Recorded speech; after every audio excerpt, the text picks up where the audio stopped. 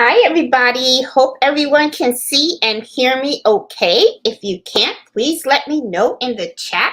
For those of you new, hi, I'm Jeanette from Boricua Sewing and Crafts, and welcome to Embroidery Happy Hour. So, what are we going to be talking about today? So, let me lower this right here. Sorry about that. One of the things that I wanted to talk to you guys about this Friday was actually my embroidery journey, the stuff that, all of my wins and some of the things that I kind of learned along the way. I thought maybe by talking about this, I could probably, like help some new folks that are looking into getting into this field, and also kind of talk to the folks that have been in this field for a while and share some of my experiences, because I am sure that some of the things that I have gone through, you guys probably have gone through as well. So I kind of figured I would go ahead and just share some of this information with you guys, so that way we can kind of learn from each other about the highs and lows of the embroidery world. Okay. So, as you guys know, I love, love, love, love embroidery. It is actually my favorite thing to do. Okay. I do like to sew a little bit. And I do have a Cricut, and I do have a sublimation machine, but and those things are great, but the thing is, my love and my passion has been actually the embroidery machine. So I do want to talk about that journey with you guys, so that you guys can learn from my experience and everything, and just share some stuff with you. Before we really get into the topic, though, I do want to make the announcement of the gift exchange that we have going on. We're doing our first annual Christmas gift exchange. The registration for that has already been closed, but for those of you guys that have registered for it and are participating, I just want to send out a general reminder that the gifts are supposed to be mailed out by July 15th, okay? And then the show and tell, I have it scheduled for July 28th. So that's actually pretty gonna be awesome. It's like, that means, oh no, July 26th. Sorry, I misspoke. So it's going to be on Friday, July 26th, in the embroidery happy hour, and that's where I ask the folks that have participated to please go online with me, and we can open up the gifts and share what each other got. So it's pretty fun and exciting to see what everyone made and everybody received and sent out. I mean, it's like a really awesome event. I have held it, like, I think 3 times before. And this is actually the first time that I'm doing it for Christmas of July. And I'm pretty excited about it, because, and I'm really grateful that folks have reached out to me and said, hey, can you do this during July? Because, I totally get it. Christmas, so super busy, especially if you're doing embroidery and sewing and stuff like that, because you're making gifts for friends and family. And then to go into a gift exchange as well, it can get kind of hectic. Believe me, we've all been there. So I'm really glad that that a lot of you guys have reached out and asked if we could do this in July. So we are doing it for the first year. We have 39 participants in the gift exchange. So I am pretty excited about it. And I know this is going to be a lot of fun. Okay. So I see more people are now joining in the chat. So, like I said, this Friday we're going to be talking about my embroidery journey, the wins and the lessons and the challenges and everything. And I just wanted to share, because for those that are new, I think this is going to be very helpful. And even for those that have been experienced, you guys are probably going to have these, oh, I'm not alone moments. Okay. So I just want to just share this, because I thought this would be very helpful for people that are new, and even people that have been doing it for a while. Okay. So I started embroidering. Actually, before embroidering, I actually started sewing, and I started doing it when my son started college. What ends up happening is you end up becoming an empty nester, right? So Carlito is, my son, and I was single mom, and now I'm married, but it's like I just raised him on my own. So it was always like me and Cardito, right? So Cardito, as kids all do, they grow up. And he left home. He went to explore the world and go off to college. So my husband's great, but as a mom that now has no kids, I was kind of like, what am I gonna do with myself? Okay, okay. Like, even though I still work full time, but then when you come home, you kind of like, I guess I was itching for something to do. Okay. So I started to, said, I'm going to learn how to sew, right? I'm going to make my own clothes. I'm going to do all this stuff, right? So I went and I bought a sewing machine, and it was a pretty inexpensive sewing machine. I got it off of Amazon, and it was a brother, I believe it was a 1845 model, right? And it was just strictly sewing. So I ended up going on YouTube and I started looking up these small little projects, like how to sew a coin case, how to do little zip bags, little small projects. And one of the folks that I would follow a lot to learn about sewing was the Crafty Gemini, Vanessa. And I don't know if you guys know her. Her channel is really, really great. She has a lot of great tutorials.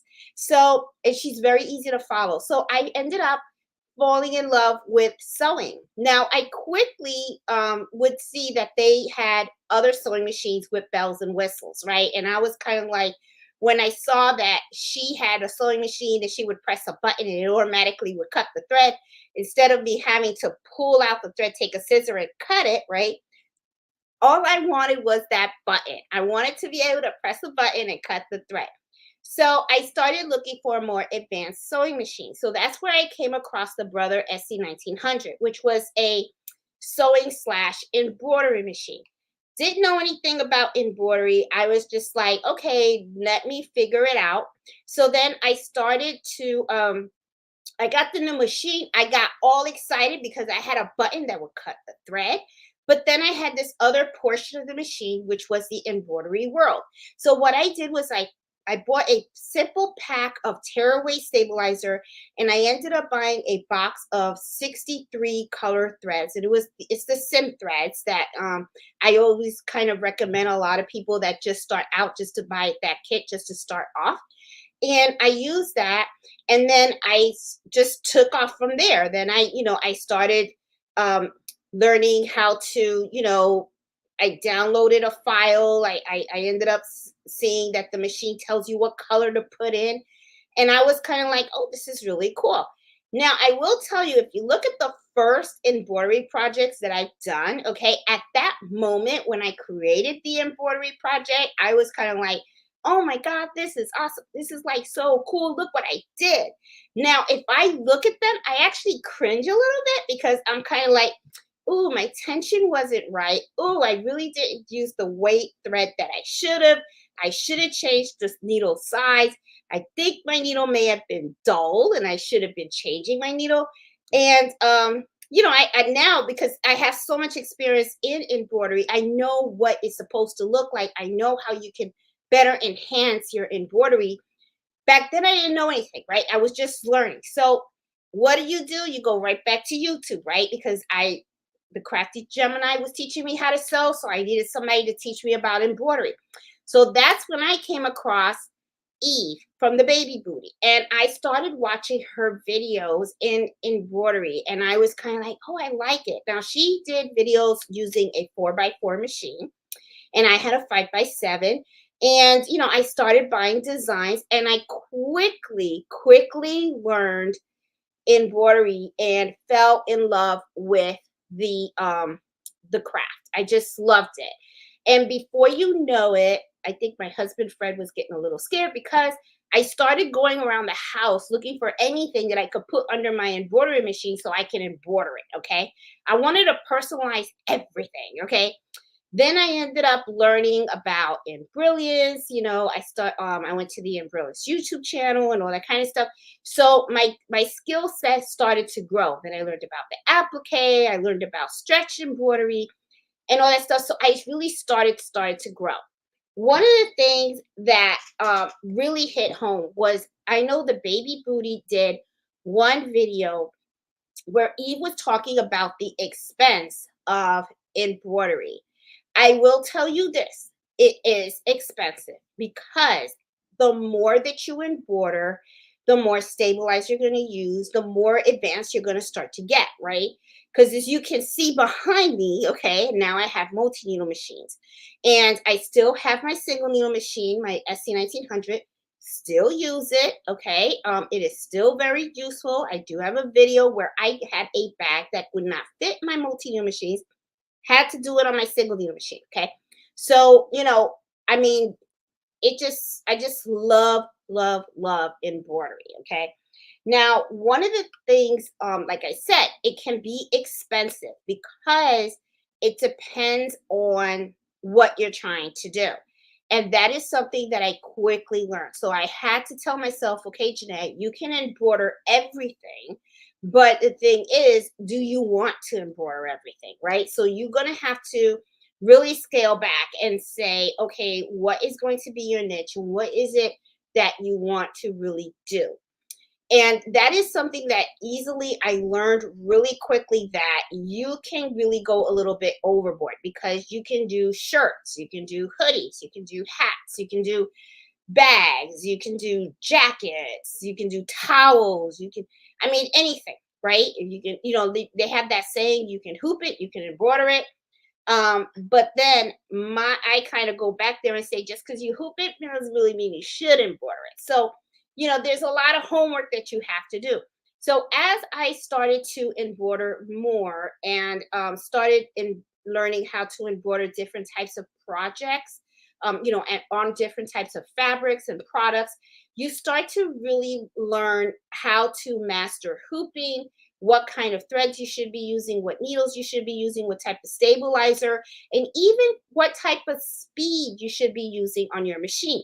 Because that is one thing that I quickly learned, was that just because your machine goes a certain maximum speed doesn't necessarily mean that that is what you should do. And a lot of times that is something that people really don't grasp, because they believe that if they just go the max speed, that it's going to be just fine. However, though, sometimes if you slow down your machine, you will notice that, your embroidery design can come out in a better quality form. Now, of course, this isn't true in all cases. There are going to be some embroidery designs that you can quickly go ahead and knock out at full speed. That could be something as simple as just embroidering a name. But sometimes if you have a design that has a lot of details, and especially details that are really small, that is the time that really the speed can really make a difference in the type of quality of embroidery that you cracked out. Well, not crack out. I wanted to say crack, but not crack. Crank it out. You know what I mean. You guys know my English, okay? They make fun of me at work all the time. But you know what? I can't blame them, because all my words just always come out kind of funky anyway. Okay, so and it's true. So, okay, so I did write a couple of things about things that I wanted to share with you guys about the journey, okay? So as you guys already know, I've explained how, my story kind of goes, yeah, I was bored, okay, because my son left, all right? So I wanted to find something to kind of occupy my time. And I ended up learning how to sew, excuse me, and then I fell in love with embroidery. Now, some folks come out and tell me, hey, did you always want to have an embroidery business? No, this was really not an intention, okay? But one of the things that I always tell people when you get into embroidery is something that a lot of times people come to me and say, well, I just want to do it for fun, and I just want to do it for gifts for family and friends and stuff like that. And I got that, I mean, that was my intention as well. But this is something that you should think about. What happens is these embroidery machines can be a kind of pricey. And a lot of times people say, embroidery is easy. And I always say, no, it is not true. Okay. I mean, I'm not saying that it's so hard that it can't be learned, but embroidery is a skill that eventually does build up over time. Okay. You start learning about different products and what to use when.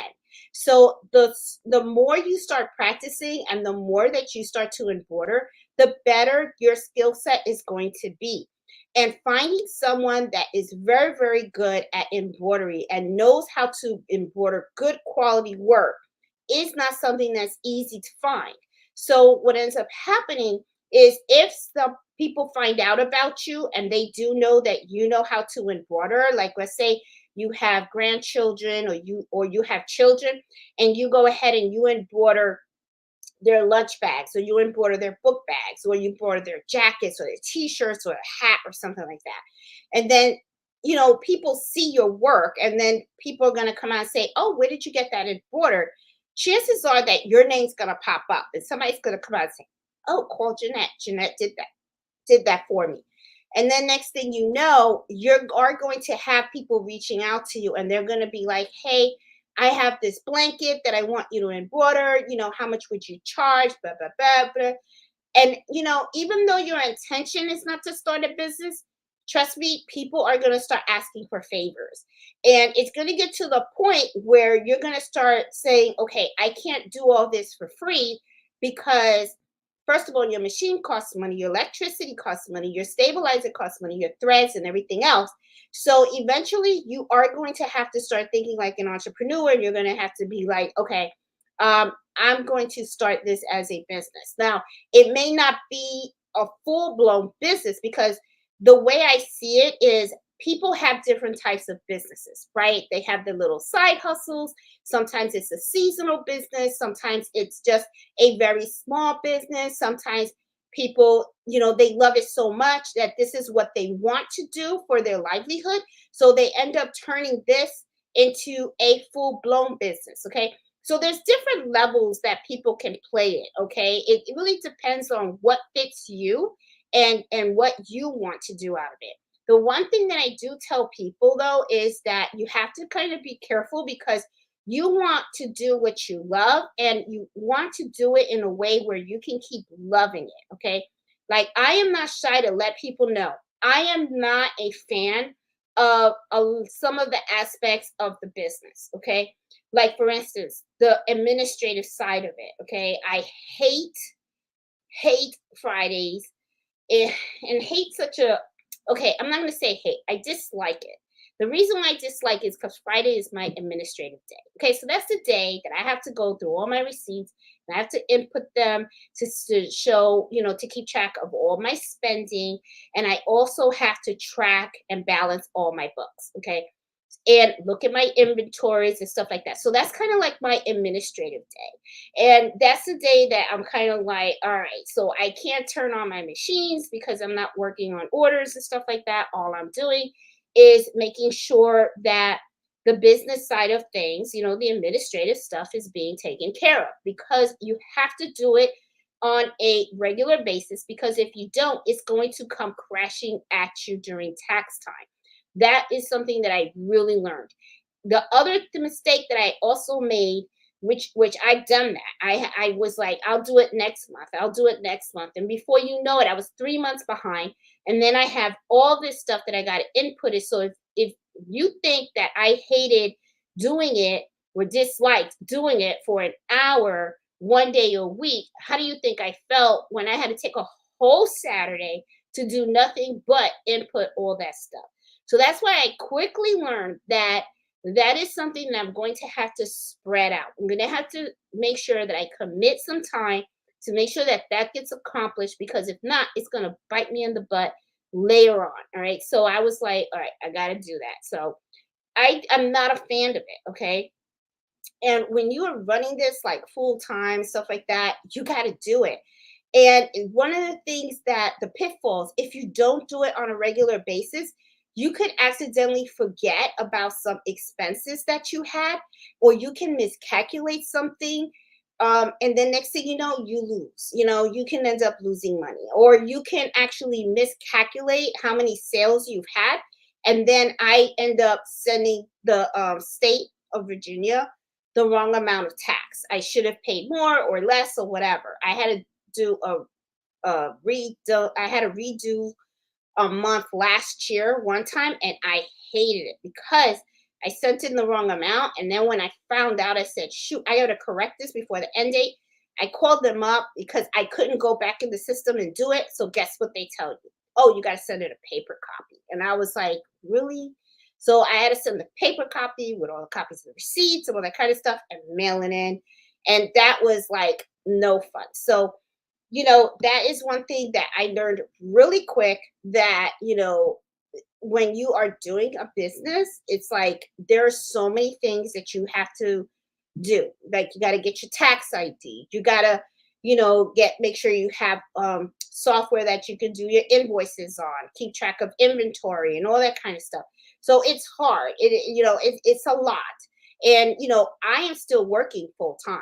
Okay. I am not at home. This is not my full time job. Okay. So, and my job is pretty demanding. So I don't have one of these jobs that you can just, oh, let me just clock in and I can just do, I can get away and do stuff. I don't have it like that. My job is pretty demanding. I have to be on my toes all the time. I get questions. I gotta, and people depend on me. So I have to be on my game all the time. So, and I get to the office really super early because I get up at 3 and I am there by 5:30. And I hope to sometimes leave the office early, but sometimes things happen and I don't get to leave early. And then when I finally get home, I'm pretty exhausted. And then when I come here, I have all these orders and I have to turn on these machines. I got to suck it up. So it's just like I say, suck it up, buttercup, just do the job, right? So I have to turn on all the machines and just do my job, okay? Because the thing is, when people place these orders with me, they don't care that I have full-time job, okay? They don't care about all that other stuff. They're like, all they know is they got an order in and I got to meet that deadline, especially if they have an event, okay? Like 2 days ago, I didn't get any sleep. I had 200 hats that I had to embroider, and it was for a golfing event, okay? So I had to get those hats done.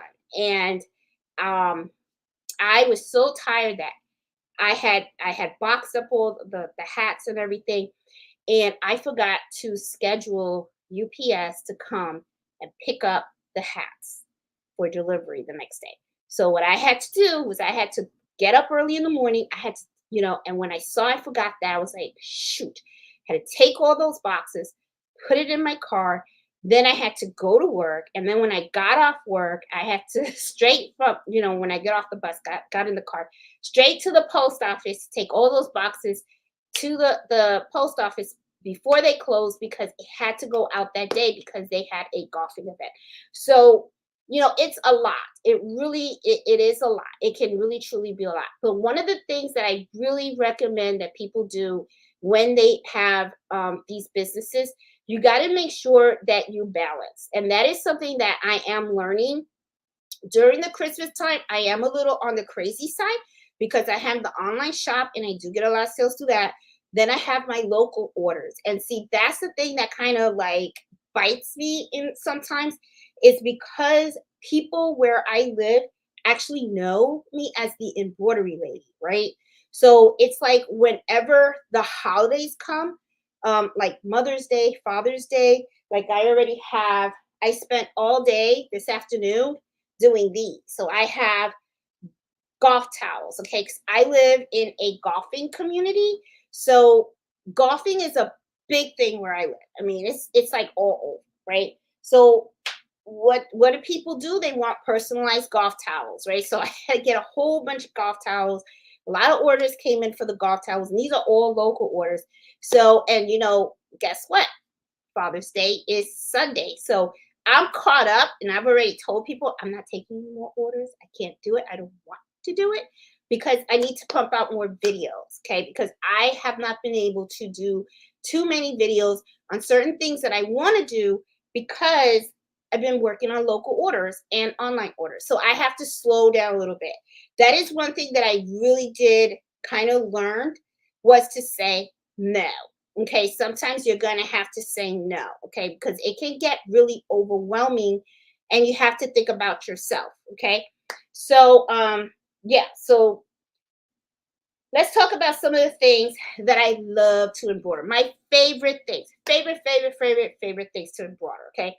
I love my kitchen towels. If you guys have ever been to my Etsy shop, you're going to see a whole bunch of kitchen towels. I don't know what it is about those towels. Okay. I just love making them. I think it's because they're more simple to hoop. And I love the creativity that I can put into a kitchen towel. I really like to personalize them. And I also like to just make them really nice. So I am always on my laptop and I'm always trying to come up with new designs. I have a whole bunch of new designs that, because when I get local orders, I don't have time to stitch them out. But that is the reason why I kind of like put a hold on the Father's Day thing, because this weekend I promised myself I was going to at least stitch out 3 of those new designs that I have so that I can stitch them out, take a picture of them, and put them on my shop, because I do want to grow the shop more. I want to add more variety on there. So I love my kitchen towels. I also love to do the dinner napkins. Now, the dinner napkins, sometimes I will tell you this, it is a little bit of a hit and miss thing. They're very simple to do. They're not difficult at all. I do have videos on how to do that. The thing that I don't like about that, which is the same thing that I sometimes don't like about the bulk orders, like those 200 hats, I gotta tell you, I don't want to see another hat for at least another 2 or 3 months. I am hat out, okay? So it's like, I don't want to hoop another hat. I'm done. I'm tired. Okay. So, but it's like the bulk orders, it's the repetitiveness, right? Because I kind of look at it as, when you have a bulk order, right? The creativity portion comes when they come to you with their logo, or they come with a specific design. And then you work with a digitizer to transfer that design into a sewing file for your machine. That to me is the creativity part of it. And that's the part that I truly love. I am not a digitizer, I am a machinist, but I love to give the file over to Fossil, and then Fossil digitize it, and then I take it and I test stitch it on the machines. Now, one of the things that happens sometimes, depending on the design that I get, sometimes you have to tweak a little bit. So what will happen is the digitizer will digitize a file. I test it out. I take a look at it. If I see that there is some room for improvement, then I will talk to Fossil, and Fossil will go ahead and make any type of adjustments, and then I go ahead and I restitch. Once I am really happy with the final product, I like to show it to the customer, and then it's either an approval or a disapproval. That's how I usually work. And then, then I'll go ahead and I'll just write up the invoice with all the details of their order and how much it's going to cost, and stuff like that, and then take the order and go. But the part that I truly love is the uniqueness. Okay. I really do like custom orders. However, though, let me tell you a lesson that I've learned regarding custom orders. Okay. They can be difficult. Some designs can be very easy for you to do. Okay. If they only have like minimum colors or minimum stitches, right? But sometimes you will end up having a design that can be a little complex, where you would have, there's a lot of stitches. Sometimes there's different weights of threads you have to use. Sometimes there's different size of needles you have to use, just so that that embroidery design can come out really good. Now, the good thing about having a custom design that way is that you do end up charging more for that because of the complexity of it. Okay. However, though, it can be difficult if you're not good at what you do. If you don't understand embroidery and truly how it works, like the different needles and all that kind of stuff and the sizes, you can kind of mess up. Okay. So let me see. Hold on. I'm getting kind of hot over here. Hold on. I want to try to turn on the fan here. Oh, their fan is here. Hold on. Let me just turn this on. Because remember, I got the electrician that came in and he put recessed lightings in my room. And now I have a fan. Because I was telling him, I'm going to turn it on. I'm going to put it a little high too, because I don't have my embroidery machines running. That's another lesson that I learned too. If you have a ceiling fan, okay, and you have embroidery machines and they're running, be really careful, because as your machine is running, it can the ceiling fan can kind of mess it up, because what happens is it's blowing on your machine as it's stitching. So one of my machines kind of got messed up and I learned that the hard way. So I was like, okay, so when I'm embroidering, I can't have the ceiling fan really running that much. So learn that lesson. So anyway, so like I was saying, complex designs really are great for your pocket, okay? Because you can really charge a lot more for that, okay?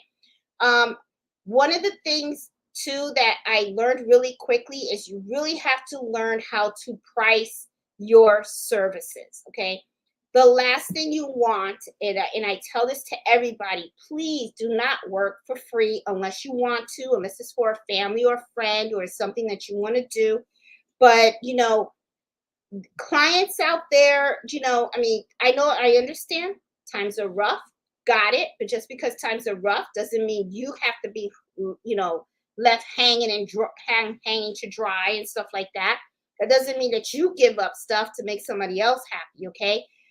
So to me, the way I do things is I tell people I'm about being fair, okay? I understand that the customer wants top quality embroidery at a reasonable price. That's exactly what I plan on giving folks. That's what I give my customers, okay?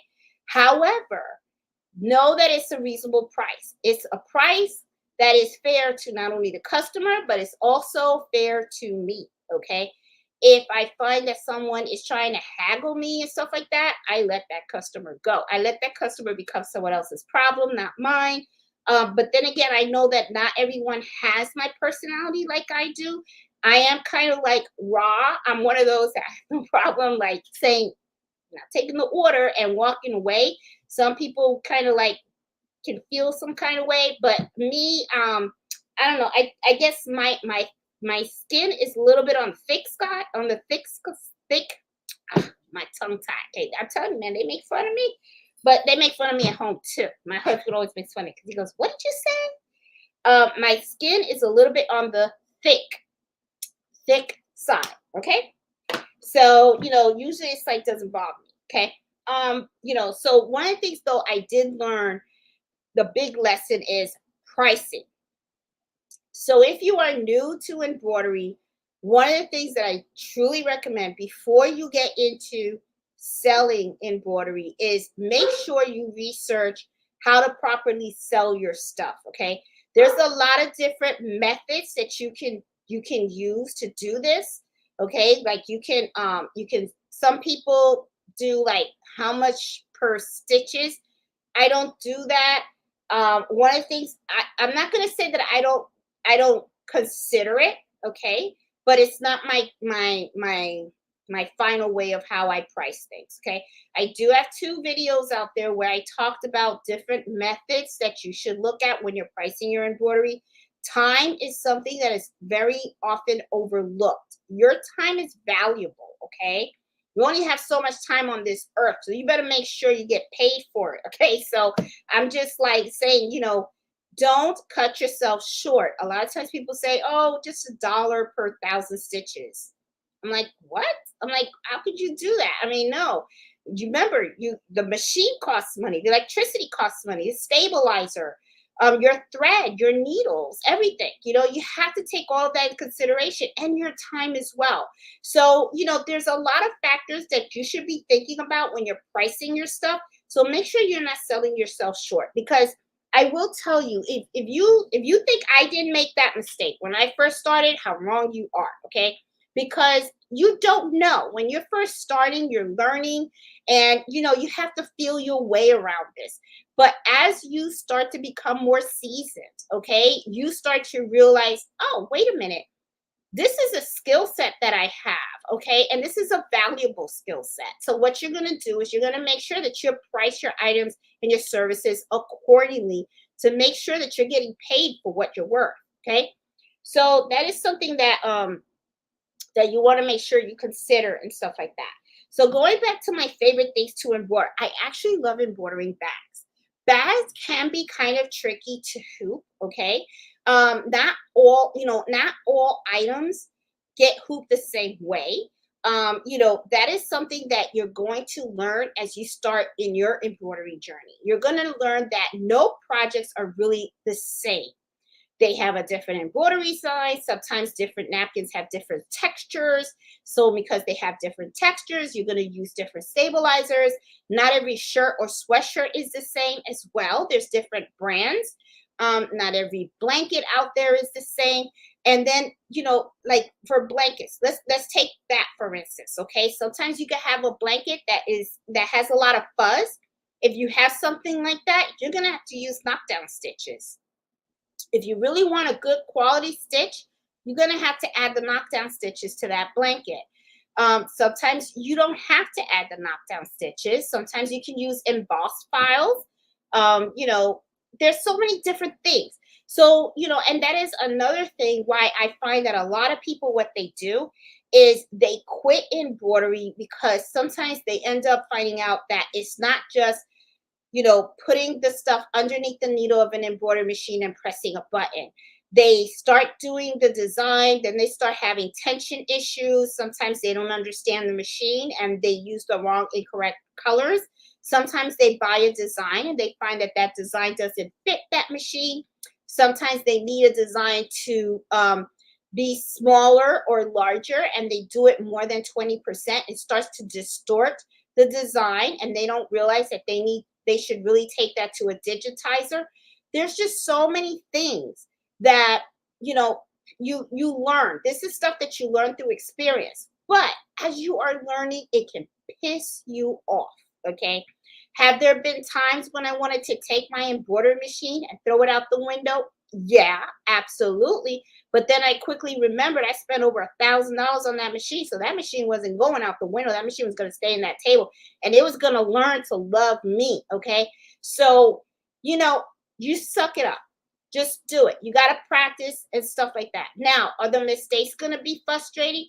Yes, they are going to be frustrating. But one of the things that I always like telling people is as you make mistakes while you're going through that journey and you end up finding out, oh, now I have problems with my tension. Okay. Well, ask yourself, why are you having problems with the tension? What is it that happened? Did something change? Have you been embroidering for a long time? Did you check your bobbin case? Did you check the tension on the top of the machine? Because it's not just the tension at the bottom, it's at the top as well. Are you threading your needle correctly? Are you threading your bobbin correctly? There's just so many things that could be going wrong. Okay. But as you go through this and you experience all this stuff, right, that pisses you off, you're going to be learning. You're going to learn the machine. You're going to end up knowing how to fix things. And then before you know it, you're going to be so good that people are going to be like, oh, you want embroidery? That's the person for you. Okay. I am telling you, people that are really good at embroidery have been doing this for a long time. And they have gone through this whole experience. Okay. They have, nobody woke up and became the embroidery genius. It all came with practice. Okay. And it's not even just embroidery. Let's say you do any kind, sewing, quilting, sublimation, even the lady that works with me, Erica, that the one that I'm going to do a live with her too. I've been sending her questions and stuff like that. She does the proxy cups, right? And I remember me and her were having a conversation about it, and she was talking about mistakes that she has made as she started to learn about how to do her cups. I think she has like these machines, I think they're called turners or something like that, and they turn, right? And she uses some kind of chemical on her cups. And she talked about having to do it in a way to make sure that the cups are nice and smooth and look really professional. I'm sure she messed up a lot of cups before she got that down pat. Okay. It's a journey. It really, truly, truly is. Okay. And then I know there's another lady at my job that she wanted to get into sublimation and she's having trouble with margins and stuff like that. So all I'm saying is there are so many, don't I guess what I'm saying is you could quit so easily. Okay. Because when something is new and you're trying to learn, what's going to happen is you're going to get frustrated. You're going to get pissed. But please take note that even those that are good at what they did, they went through that phase. So what you're going through is not even new. Okay. And if you even think that we still don't go through those phases today, how wrong you are, because I still make mistakes. Okay. Sometimes I put something in the machine, I'll use the wrong stabilizer, or I'll use the wrong needle size. And then when I take it out, it looks like crap. And I'm like, really, Jeanette? You should have known better, you know? And sometimes I still make mistakes, still make them, and I'm still learning. Okay. So what I'm saying is don't let that discourage you. Okay. If anything, as frustrating as it can be, sometimes you just have to just stop just for a moment, walk away, think about it, and ask for help also. Okay. We have a Facebook group. I have a Facebook group. Please use that Facebook group. Something happens, ask the question there. Everybody in that Facebook group, I monitor it very, very closely. Okay. Because I don't want any trollers out there or anything like that. And I don't want anyone being rude. The whole focus of my Facebook group, and I think we have over 4,000 subscribers right now. The whole focus of that group is so that we can help each other, so that we can help each other get better. All right. And I do monitor it and everything. So don't be afraid to go out there. And if you have a problem with your embroidery machine, or you just don't know something, and don't be afraid. There is not such a thing as a dumb question. Okay. Now, just as I said what my favorite things are to embroider, I also want to share with you guys what are my least favorite to embroider.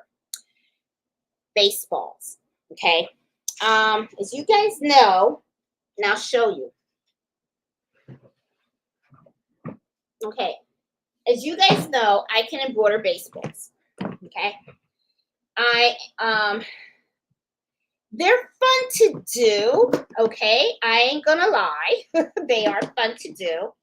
This is one that I have embroidered. Okay. This is, as you can see the thread. Okay. And these are ones that I do for babies. This is one that I did for my son, and this was actually the very first one that I did. I put his little birth date there. Okay. The time he was born, how much he weighed. Let's see what else. And his full name. And I did it with little feet. And I sometimes, I get requests to get this with the feet in pink, for girls and stuff like that and everything. So these can be fun to do, but the thing is, this is not something that is done really quickly. Okay. In order for me to be able to embroider a baseball, I actually have to disassemble this ball. And that takes time. The disassembling of the ball takes time. And you have to take care when you're disassembling it. Then I have to take the skin, and I actually have to place it underneath my embroidery machine and make sure that I measure everything correctly so that everything's embroidered exactly where I want it. Once that is all done, guess what I have to do? I have to take the skin and I have to put it back on the ball, and I have to re-sew this ball by hand. Okay. So it is a very popular item, but I do only sell a certain amount of these per year. And I do it deliberately because they are very, very time consuming. So projects like these, as nice as they are, and as much as I do kind of like doing them, at the same time, I kind of don't like doing them. But the reason that I don't like doing them is really because of the time it takes. Okay. If I have nothing else to do, nothing else. Okay. I don't have to go to work. I used to be full-time teleworking, not doing that anymore. Okay. Well, I do it, but it's not full-time.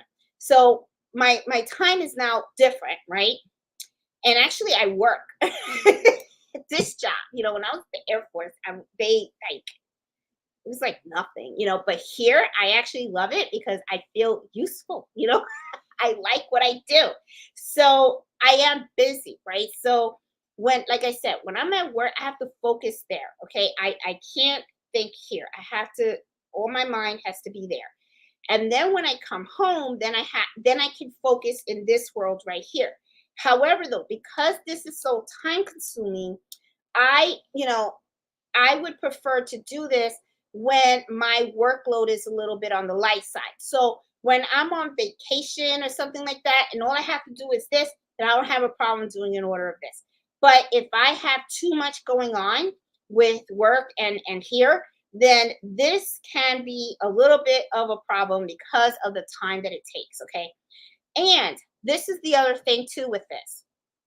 You're going to have some projects where error is not going to be your friend at all. It's not something that you can easily fix.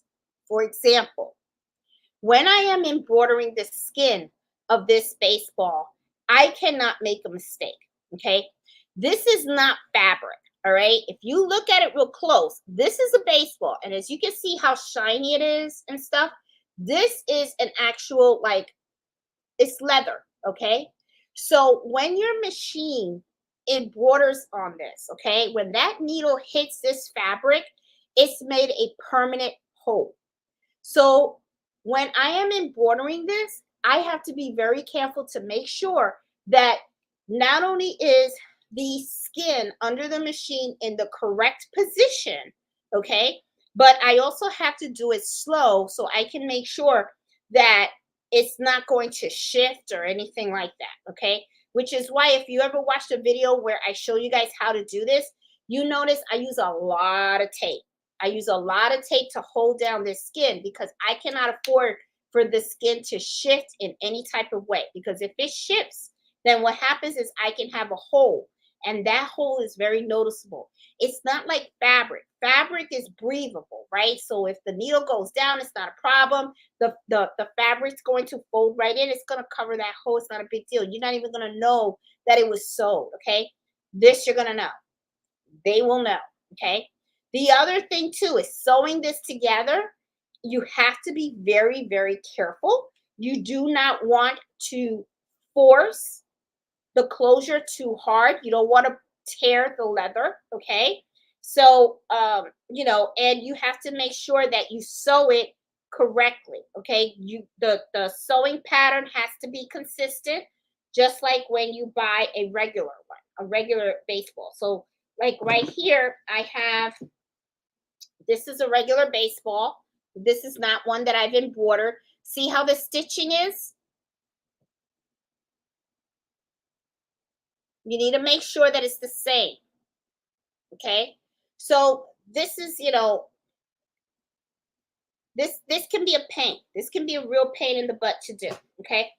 Now, sometimes the most challenging stuff that I don't like to do can be a bag, but it could be like certain types of bags because of the hooping process. If things are very difficult to hoop, you also got to make sure that you trace your designs so that when the machine is embroidering, okay, you don't want the actual item, your product, to shift in any kind of way.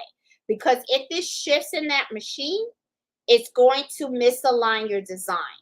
Okay. So, those type of products, not my favorite.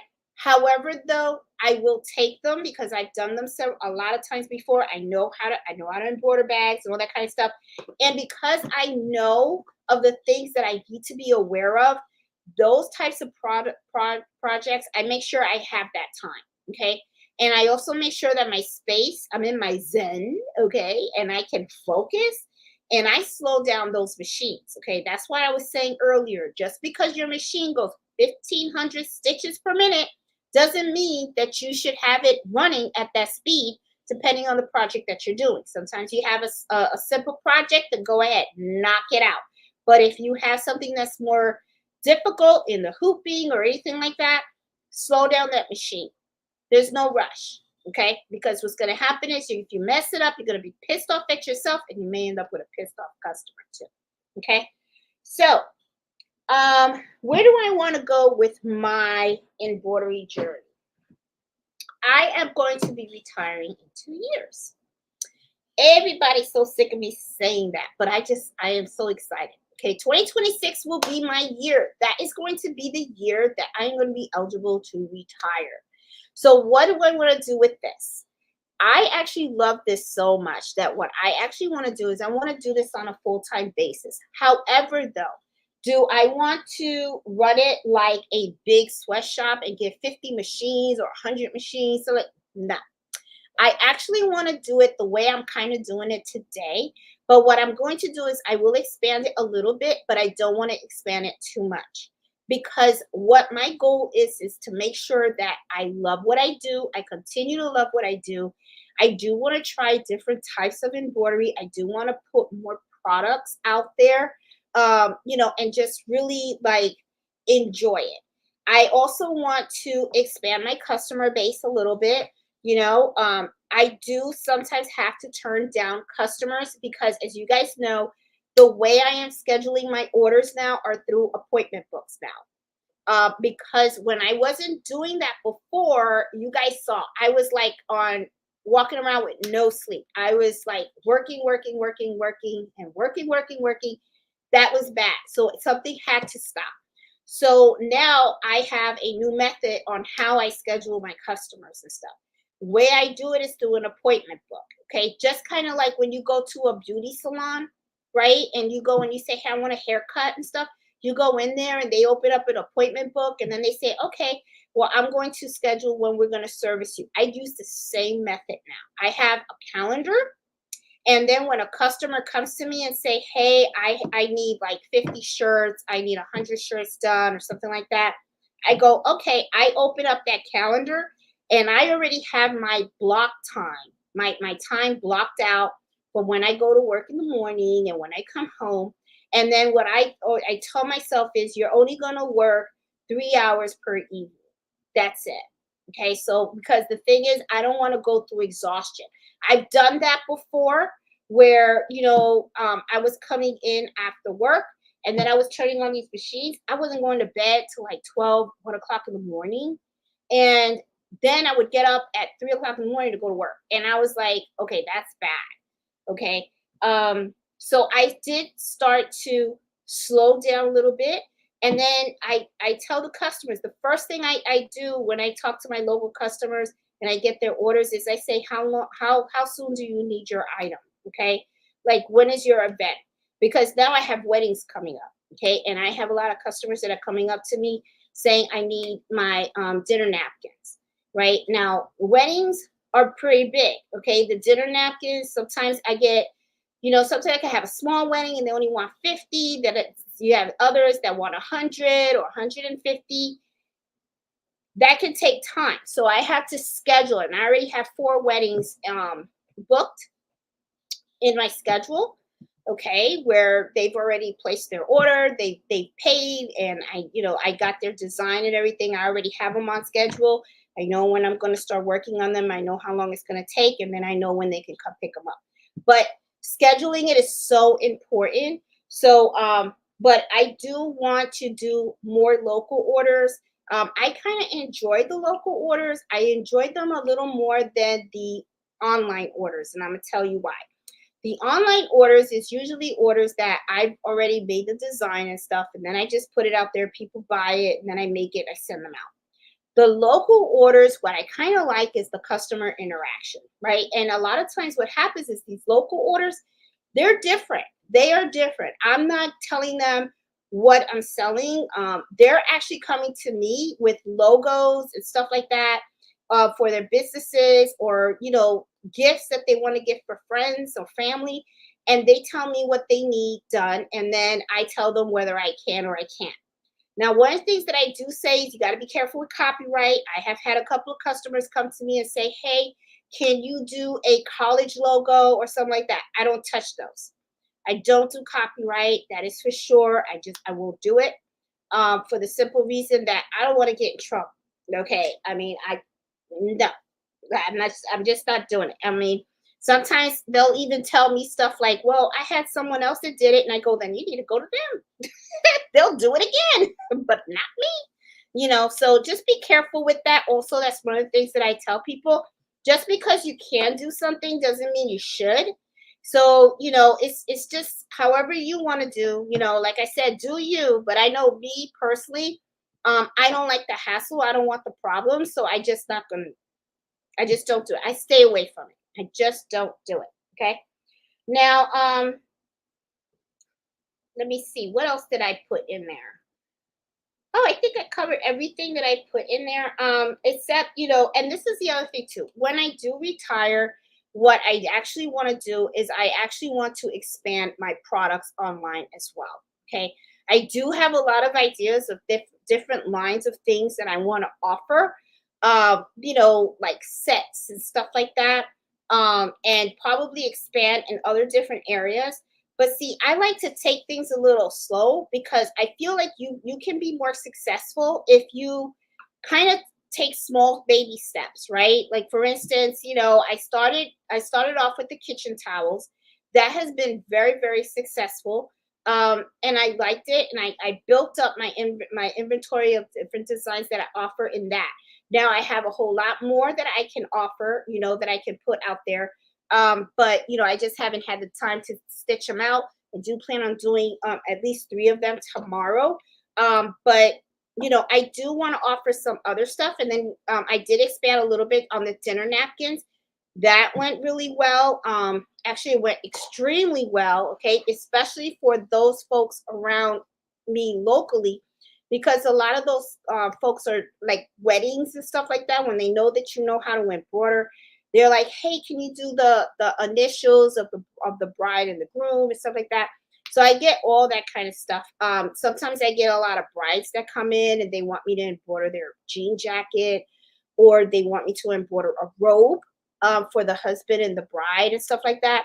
That is like pretty cool stuff. So I don't mind doing that kind of stuff. So really, the wedding industry is pretty big, and it's something that really can grow and stuff like that. So I do want to try to fall a little bit in that area, but I don't want to do it now too much because, like I said, I already have 4 that's coming down the pipe. I know there's going to be more, but I'm going to get to the point where I'm going to have to turn down the jobs because, like I said, I don't want it to get overwhelming. Now, once I retire, and I do have this extra time, I'm sure I can take on more clients and all that kind of stuff. So, but I just don't want to get to the point where what I love doing becomes something that I don't like doing. Already, I know the administrative side, hate it. Okay, it's not my thing. I'm trying really hard to get my sister to be like my full-time accountant. I was able to get her to work on my stuff one day. Okay, I've been hinting, but she ain't getting it. So I might have to like just come out and say, I'll pay you, okay? Because I hate going into QuickBooks. It's just not my thing. Okay. I know I go in there and I do the invoices, and I do all my invoicing through QuickBooks, and people pay me through QuickBooks and all that kind of stuff. And I go in there and I put all my expenses and stuff, but running the reports and everything like that, it's not my thing. I'm always getting errors sometimes. And I know that I'm probably like screwing up in some point, but and Nancy's an expert in that kind of stuff. She knows QuickBooks inside out. I think that's what she does full time, and she has a lot of clients on that too. But I'm gonna have to be a client. Okay, I'm her sister. I mean, come on, you're not gonna help your sister? How dare you? No, I mean, I'm sure she'll help me and stuff. So anyway, but yeah, okay. So yeah, that was what I wanted to talk to you guys about, because I do get a lot of questions a lot of times about my embroidery journey, how I started, where am I going to end up going, what have been my biggest pitfalls, my biggest mistakes, and all that kind of stuff. Mistakes I have made.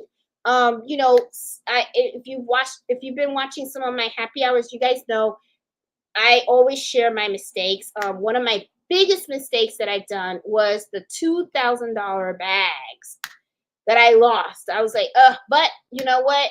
it was all good because I turned that negative into a positive, so it all kind of worked out. But you know, because I ended up donating the bags and stuff, so it ended up being a tax write-off for me. But you know, you're gonna make mistakes. That's just how it is, right? You know, you're gonna do well, and then sometimes you're gonna screw up, you know, and you're gonna make a mistake and stuff. So yeah, so I'm going to go down the chat and say hi to you guys because I know that it is already 9 o'clock, so my hour is up. And I gave you guys the topic of the week. So let me say hi to everybody, and let's see what we got going on and stuff. And let me see.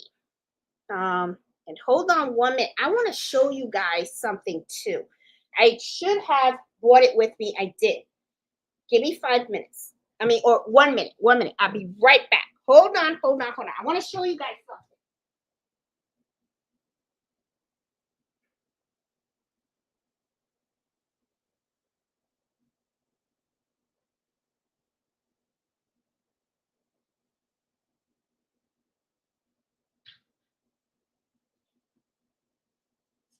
I'm still looking.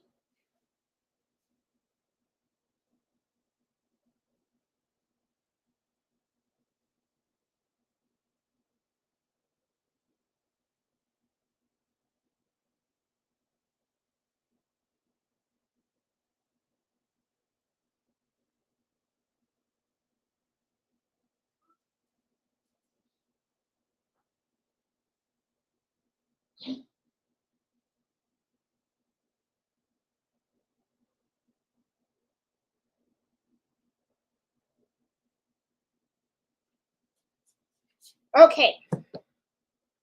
New hats. Embroidering hats. Okay. One thing, and I'm sure some of you guys may have known this. I didn't. Okay. Hats are very, very, very different. Okay. I'm going to do a video on hats. There is a lot of stuff that I learned about the rich. Oh, what are they called? Richardson hats, something like that. I think they're trucker hats or something like that. Or they call it a trucker hat or a dad hat. I don't know. Hats have different shapes. Okay. And these are my favorite. These are my favorite. These hats are called Adams. Okay.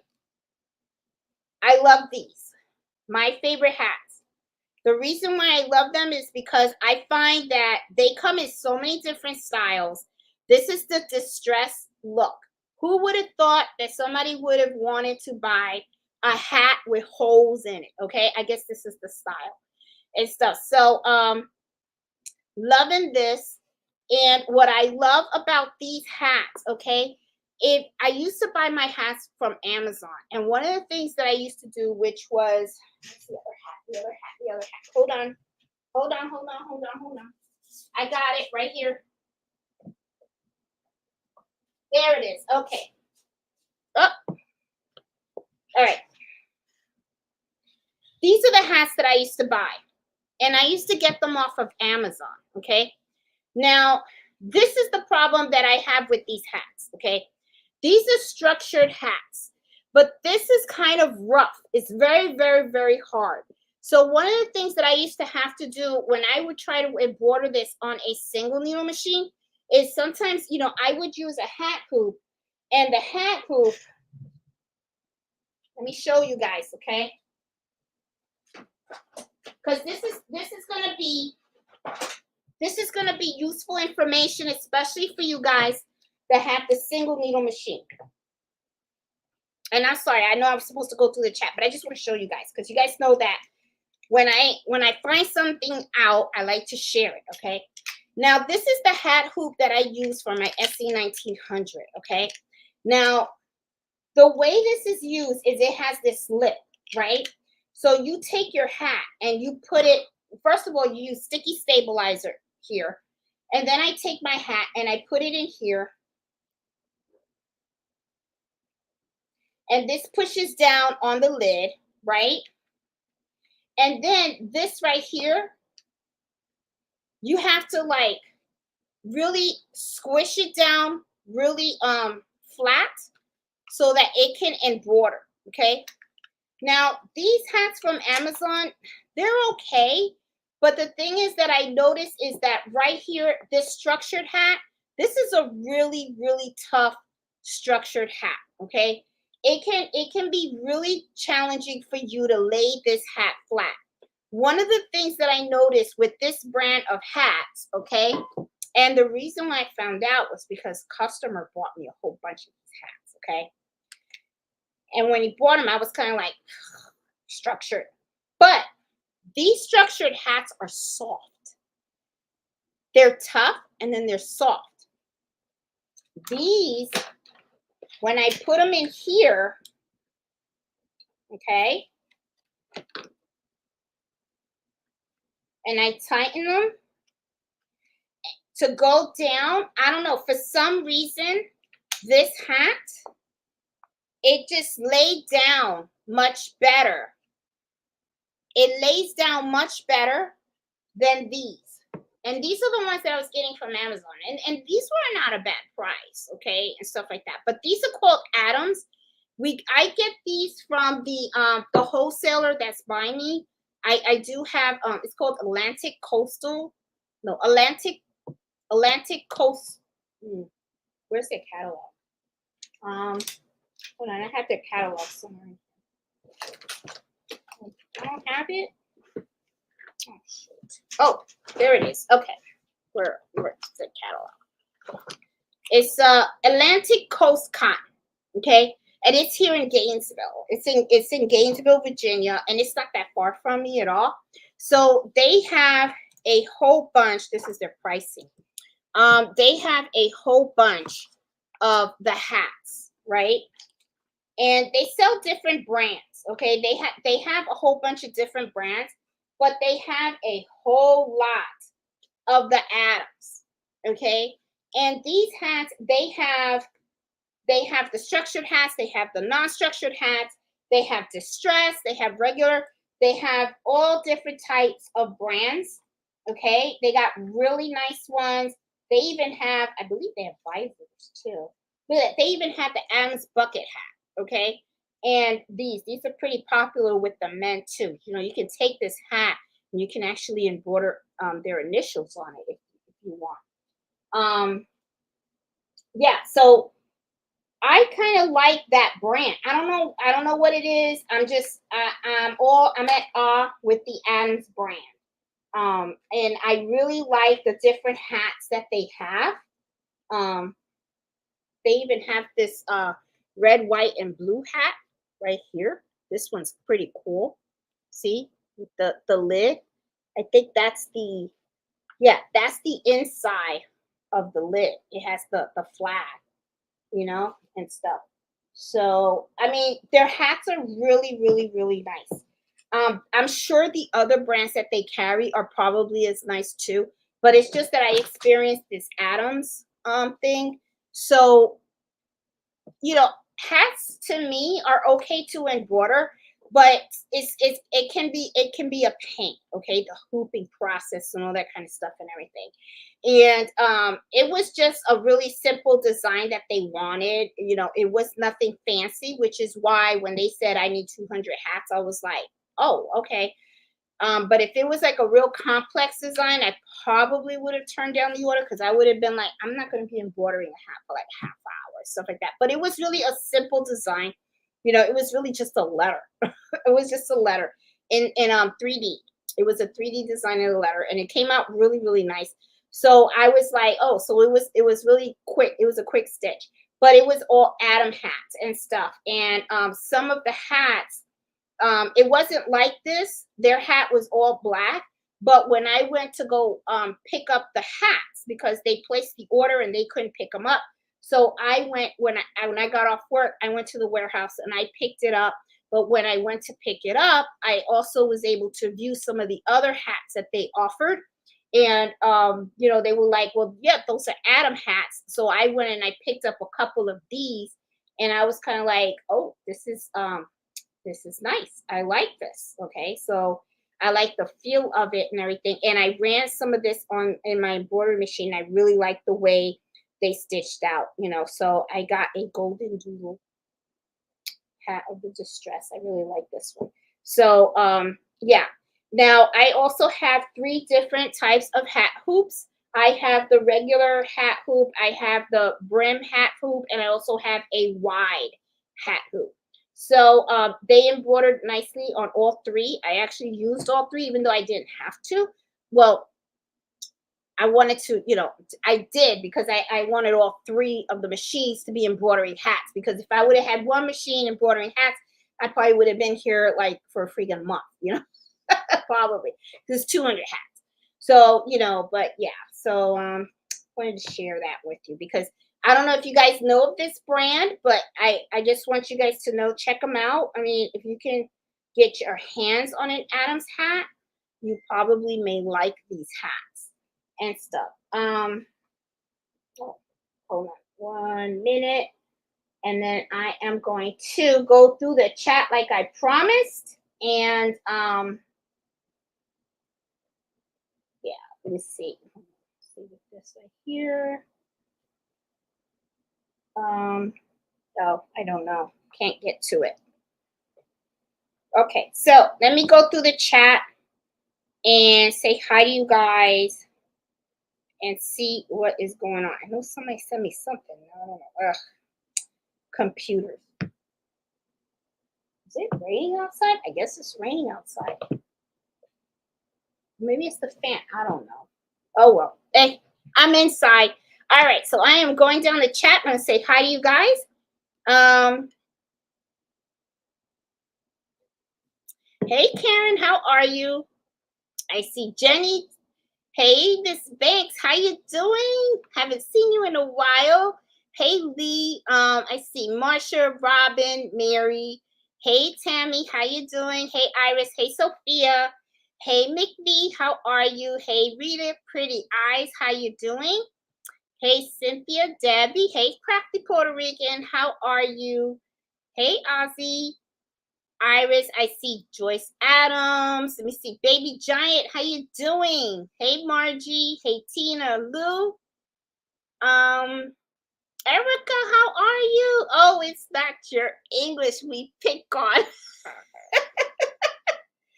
And for you guys that don't know, Erica and I actually work together, so she can tell you, boy. I mean, oh my God, they crack up on me because I mispronunciate everything. And she's actually gonna come on the channel too because I want her to show. She's the one that does the cups, and I want her to come on here so that we can talk about how she makes those cups because I mean they're really really nice cups and stuff. And I want her to share her craft with us and everything. So I'm gonna get her all in here and stuff pretty soon and stuff. Erica, although it's entertaining, I know you guys. Hey Luna, how are you? Hey Debbie, I see Pearl, Iris, Aretha, how are you? And we see Iris says, right now I'm just crocheting a baby blanket and booties for my new granddaughter. Oh, congratulations. That's awesome. Hey, Iris, did you reupholster both of your chairs? I have only reupholstered one. I do have to do this one, okay? That is one thing about these sewing chairs. I like the sewing chairs. However, though, I noticed that the fabric on these sewing chairs eventually will wear off. So you do have to reupholster them. I did a video of me reupholstering the chair, that the other chair that you see right here. But I am going to have to do this one that I'm sitting on as well and stuff. I do actually like these sewing chairs. I do recommend them. They're a little on the pricey side. That's the only thing, okay? But they are pretty cool because they do have like the little storage area, which is nice, okay? And let me show you guys in case you guys haven't seen them. Okay, this is the sewing chair. Okay, and see, this actually opens up and you can put stuff in here. And I forgot that I had this stuff in here. See, that is the only downside about this sewing chair is that because it has this, okay, what ends up happening is you put stuff in the storage area and then you forget that you had it. just like I just did. Okay, so that kind of sucks. You know what I mean? So yeah. So but I do have to reupholster this one now. I did do that one. So eventually the fabric on it does wear out, but it doesn't wear out that quickly. I mean, I have had these chairs now for over 3 years, but I do have to do this chair and stuff. Maybe that's something I need to do this weekend, and stuff. So yeah. She is. It's good she has thick skin because we have a lot of fun picking at her at work. You guys do. I know. I know you do. But it's funny. Um, hey Angela, how are you? Hey Cynthia. Hey Iris. Hey Peggy. Um, I do get you guys back. I will say this, where I work now, I kind of really do like it because I feel like we have like a really cool group. And I love it when Erica's in the office because we do kind of like pick on each other and stuff, and we really have a good time. I actually do. I enjoy going to the job. I really do. And so, hey Angela, hey Christina, how you doing? Late to the party tonight? Hey, you're never late. You're here. Hey Nancy, how are you? And let me talk about Nancy for a minute for you guys that don't know, just in case you have not watched her channel. Okay, her CD. Okay, she has a CD. Nancy wrote all the songs on this CD. They are all really great. I always have it playing in my car, and I'm always showing off her work and stuff. And it's like it's a great CD. So if you guys haven't, please check it out.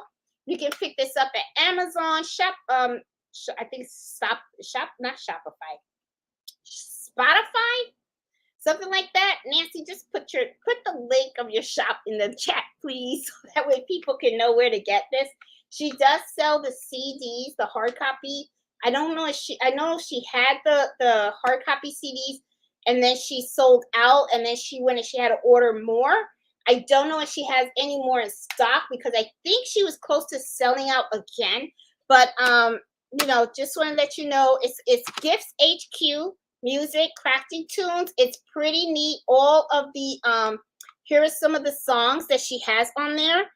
And I gotta tell you, number 7, if you look, that is my favorite song. Love Embroidery Machines. I know she was thinking about me when she wrote this song. So that's my favorite song. So yeah, but check her out. And she does her lives on Saturdays at noon. So she will be on live tomorrow and stuff. Let's see. Hey, Eartha. And Eartha is saying, I love doing towels also. Found some new designs on Embroidery Monkey. They have a flash sale with designs for 35 cents. Ooh, okay. Thank you for posting that. I did not know about that site. So I have definitely going to have to check them out. And for those of you guys who don't know, Creative Fabrica also has embroidery designs as well. But one of the things that I kind of noticed with them is sometimes it's kind of like a hit and miss kind of thing. I have had a couple of designs where, I purchased it and then I try to embroider it and then it really just come out that great. So I was kind of like, but it's all right. I mean, they have so much on that site. Okay, so if you're into sublimation, you need designs and everything. And even if you're into sewing, if you're looking for sewing patterns, Creative Fabrica has sewing patterns as well. So they have so much. And if you want to do hand embroidery, which is something that I actually want to explore, hand embroidery, because I do so much machine embroidery, I would like to do some hand embroidery as well. But I know I'm going to have to probably tackle that side of embroidery when I retire in 2026, when I have more time. Because right now it's like when I do have time, I kind of want to spend it with Bello and I want to spend it with Fred, and and actually like spend some time alone as well. Because one of the things that I have started doing is I started walking. So I've been walking with Mello, but the thing is that every time I walk Mello, for every time we pass a tree, he wants to bless the tree, right? He wants to lift a leg. So it's like every tree he wants to lift that leg. He's always sniffing everywhere. So it's kind of like it's kind of hard to walk him like, you know, walk, right? Because he's smelling everything. So usually what I'll do is I'll walk with him for a little bit and then let him do his thing, lift his leg and squat, whatever he does, and then come home. And then when I drop him off, then I usually like to take my headphones and then I will go walking alone because I feel like, it's my little alone time and I get to like just think about, what I want to do and all that kind of stuff.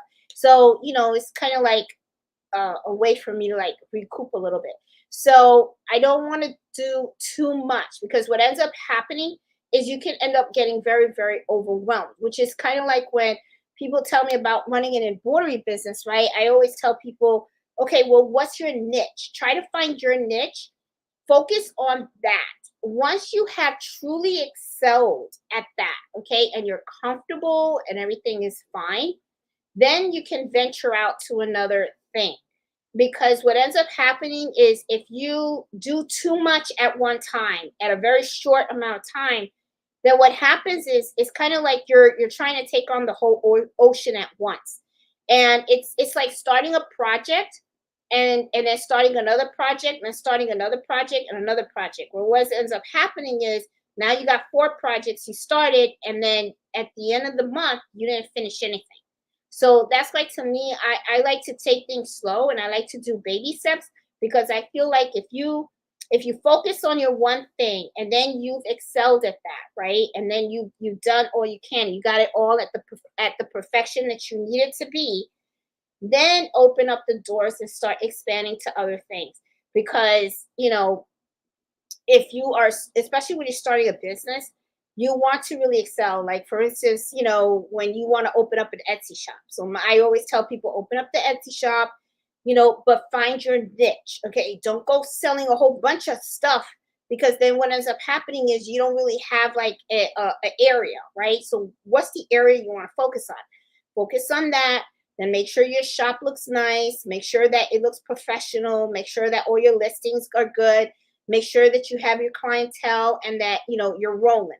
Once you're rolling and stuff, then you can start adding other products to your site, because the thing is you don't want to start one thing, the next thing you know you got something here, you got something there, and it looks all sloppy, unfinished. It doesn't look right. So and it can be very disorganized. It can be very hard for you to manage. And it just doesn't, you're going to be overwhelmed as you're going to mess up, you know what I'm saying? So that's why to me I'm like, I always say stay focused, start small, and take your time. Don't rush. Don't rush. That's the one thing for sure that I always say. um so oh yeah, okay. So let me see. Hey Judy, how you doing? um hey Kenny's Crochet, how are you? Hey Catherine. See, do I have everybody? Hey, Rita. Rita's asking a question. What size needle? Okay. What size do you use for embroidery on the back? Okay. On this one, what I do is I use a 7511 needle. Okay. I do embroider very slow. I do not embroider fast. The machine reader for that is usually at 550 to 600 stitches per minute. That's how I do these. If you can get a 7511 short needle, I would use that. If you could use a ballpoint if you want. I do use a 7511. Let me pull it out again because as you can see, the well, maybe you can't really tell, but okay, when it comes to this, right? The smallest fonts that I have is really this, okay? But because I run the machine very, very, very slow, okay? You can see it very, very clear, all right? This is about a quarter of an inch, okay, of font. It's not too big, not too small. Is it? Let me see. I don't know where my You know, I can't find that one ruler. I have so many rulers. I mean, and now I can't find that one. And I don't know where I put all my rulers and stuff. There's some, but no, but this I believe, no, I think it's half an inch. I think this is half an inch. Okay. But I use a 7511 needle. Okay. Try to use a sharp. If you can't find a sharp, then use a ballpoint. It's fine with a ballpoint. Just make sure that you run your machine slow.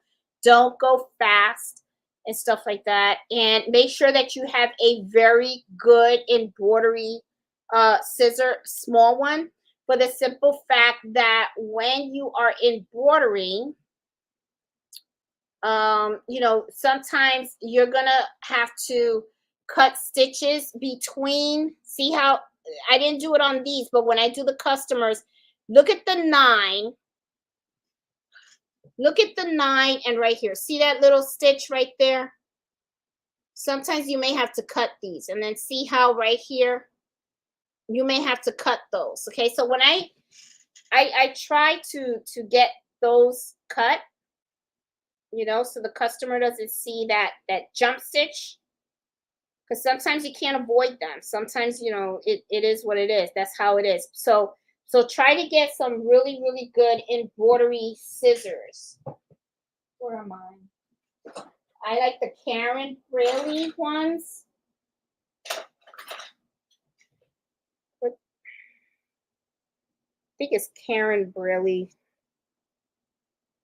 Like these are like super sharp. Okay.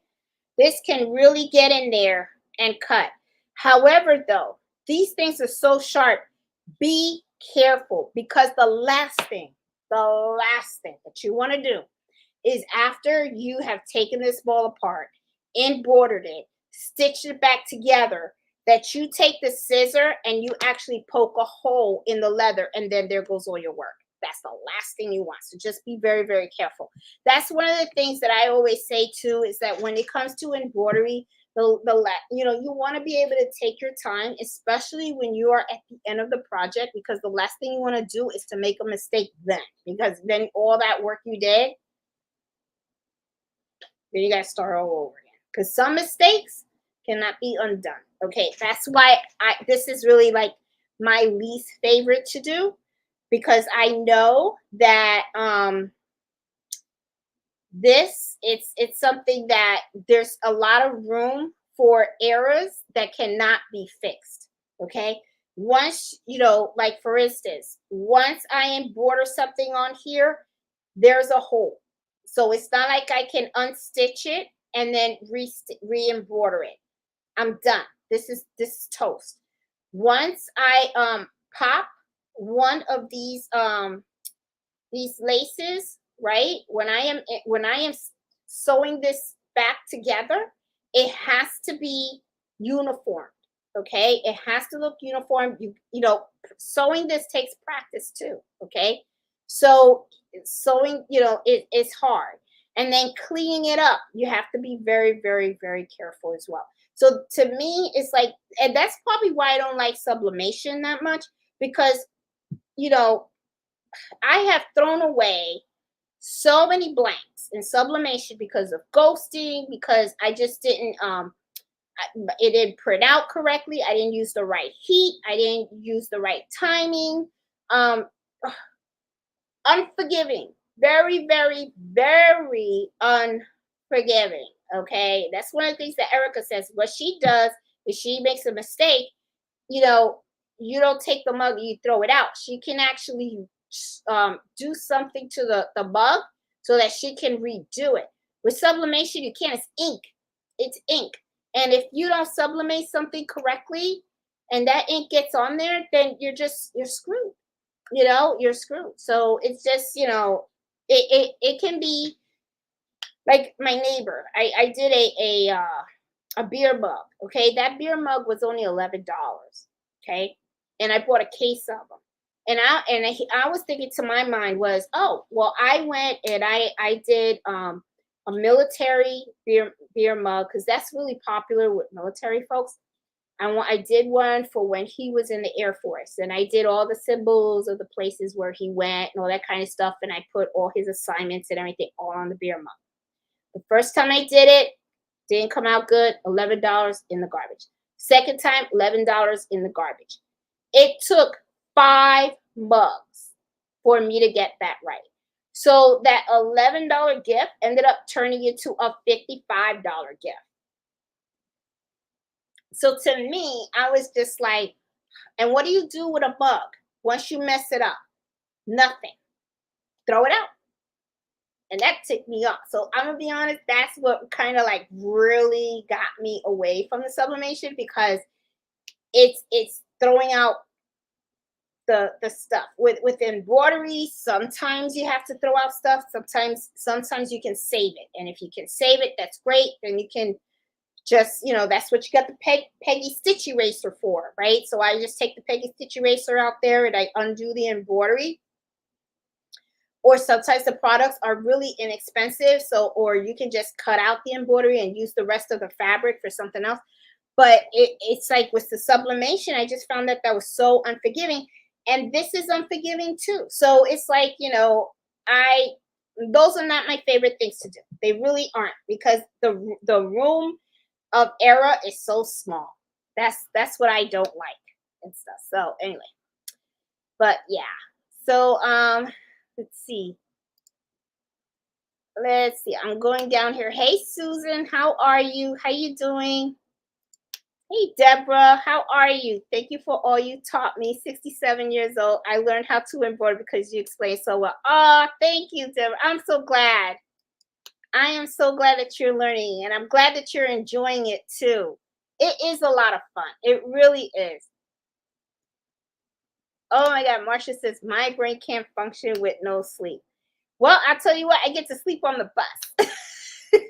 But I'm not doing that anymore. I've already told myself that I am going to schedule all my jobs, make sure that I put time in for me, and that's it. That's what I'm going to make sure that I do moving forward. I'm not going to drive myself crazy. Now, when Christmas comes, that's going to be a different story, because that's the holidays, and I think we're all going to be going crazy, even if you're not selling, because you're going to be doing stuff for your friends and your family. So that is really the crazy time. So I don't mind doing it one time a year, okay? But to do it all year round, that can really wear on you. So that's why I'm like, nope, I'm not going to do it anymore. Hey Angela, how are you? I'm glad that weddings are not going to be obsolete. Yep. Weddings are actually one of the things that I really like doing embroidering for, because weddings is usually when someone comes to me because they're having a wedding. A lot of times it's usually because they're doing the bridal shower, or they're doing the dinner before the wedding. And usually a dinner before the wedding is usually sometimes the immediate family of the bride and the groom, right? And sometimes, the dinner napkins that they want for that event, it's usually 20, 25 of them. And weddings, the dinner napkins are not really that hard to do, because a lot of times what they want is they just want the initials. And then that's really easy to stitch out. And I can usually crank that out mostly in a day. So I kind of like doing the weddings. The weddings, I kind of like doing it. And I always think of it as a happy event, so I kind of like that. Let's see. Hey, yes, you are still learning. I decided I should try embroidering and doing well, because Jeanette's teaching good math. Ah, Rita, I think kitchen aprons would be a good thing for you to add to your shop. I do have a couple of kitchen aprons, Rita. And you know what? You are right. I should add more, because like right now I only have maybe 3 or 4 designs, if I remember correctly. And I do sell a lot of those. And usually for the aprons, what I did was I took some of the designs that I had in my kitchen towels, and all I did was just embroider them on the kitchen aprons, and I'm thinking that maybe I should do more. And because you're right. I mean, they're really simple to do, really easy to hoop and all that kind of stuff. And people do like aprons. I have sold quite a bit of them, and I've even had a couple of restaurants that are local to me have come to me with their aprons. They've come with me with their aprons. They come with me with their chef's jackets. And when they want me to embroider their restaurant logo on them. I've had a coffee shop, coffee cafe 1971 coffee shop that opened up here in Haymarket and stuff, and I did all of their aprons and stuff like that. That was pretty neat to do that. Their aprons, though, were very different material. That is one thing that I do know is that sometimes businesses they do have aprons that are very thick material. So for those aprons, I had to make sure that I used sharp needles because that was not it wasn't like stretchable fabric or lightweight either. And I think the reason why they do that is because they use these aprons so much and they probably wash them a lot and everything. So they probably need the most durable fabric they can get. So I found that the fabric of the aprons that they had was pretty thick, and they were rough. They were kind of hard. And I ain't gonna lie. I mean, when I was embroidering them, I was like thinking to myself, well, how comfortable can these things be? Because I was like, I don't know if I would want to wear that. And because they were also heavy. They had some weight to them too. So I was kind of like, now the aprons that I do sell, they're more on the lightweight side. The side. And I'm gonna be honest, the customers that have purchased those from me actually kind of like it that they're lightweight, and they're comfortable to wear because that's the thing that to me, I know that when I'm wearing an apron, I like it to be comfortable. I don't want it to be stiff and all that stuff. So I was pretty surprised when they had that. They bought those aprons to me, and I did have another company that they were a catering service, and it was a catering service from Sisters, and they I did their aprons, and their aprons were pretty thick too. They weren't as heavy as the cafe that I did, but they were pretty thick. A little more lightweight, but they were still a little heavy, but they weren't as heavy as the other one. So, but I kind of like the lightweight aprons. But I guess it's just like I said. I'm thinking when you have a business, you really do need to get durable material, and maybe that's what it was. I don't know. So but I should add the kitchen aprons to my shop, and it is something that I'll probably do. For sure. Hey, Miss Shirley, how are you? How you doing? And congratulations on your Etsy shop. Congratulations. I'm gonna have to shop there and get a towel from you and stuff. Because I don't know if you guys know, Miss Shirley, she opened up her Etsy shop, and I think she opened it up, I think about like 2 or 3 weeks ago, because I've been following her and stuff. And if you see her, Shirley's Threadwork, that's the name of her Etsy shop and stuff. Check it out. She has some really cute towels out there. She does kitchen towels as well. And I like the kitchen towels that she does. They have like little stripes because I was checking them out and stuff. So I gotta pick one for me and buy it because I love supporting. So Miss Shirley, I hope your store is going well. I really do. I know you're gonna do well. I just know it. That awesome sister. Yep, that awesome sister. She's gonna be my CPA. That's what she's gonna do. Let's see. Where is Mello? Mello. Titi's asking for you. Titi's looking for Mello. Where's Mello? Mello, come here. Look. Titi's asking. He's coming. Titi's looking for you. Come here, Mello. Mello, come here. Look. Say hi. Say hi to Titi. Titi's saying hi. You want to say hi to Titi? Okay, so there you go. There you go. Titi was asking about you. Yeah, I know. Yeah, you miss Titi? I miss her too. Yeah, I know. I love you too. So here's Mellow Nancy. Titi was asking for Mellow. Yeah, everybody loves you. Yeah.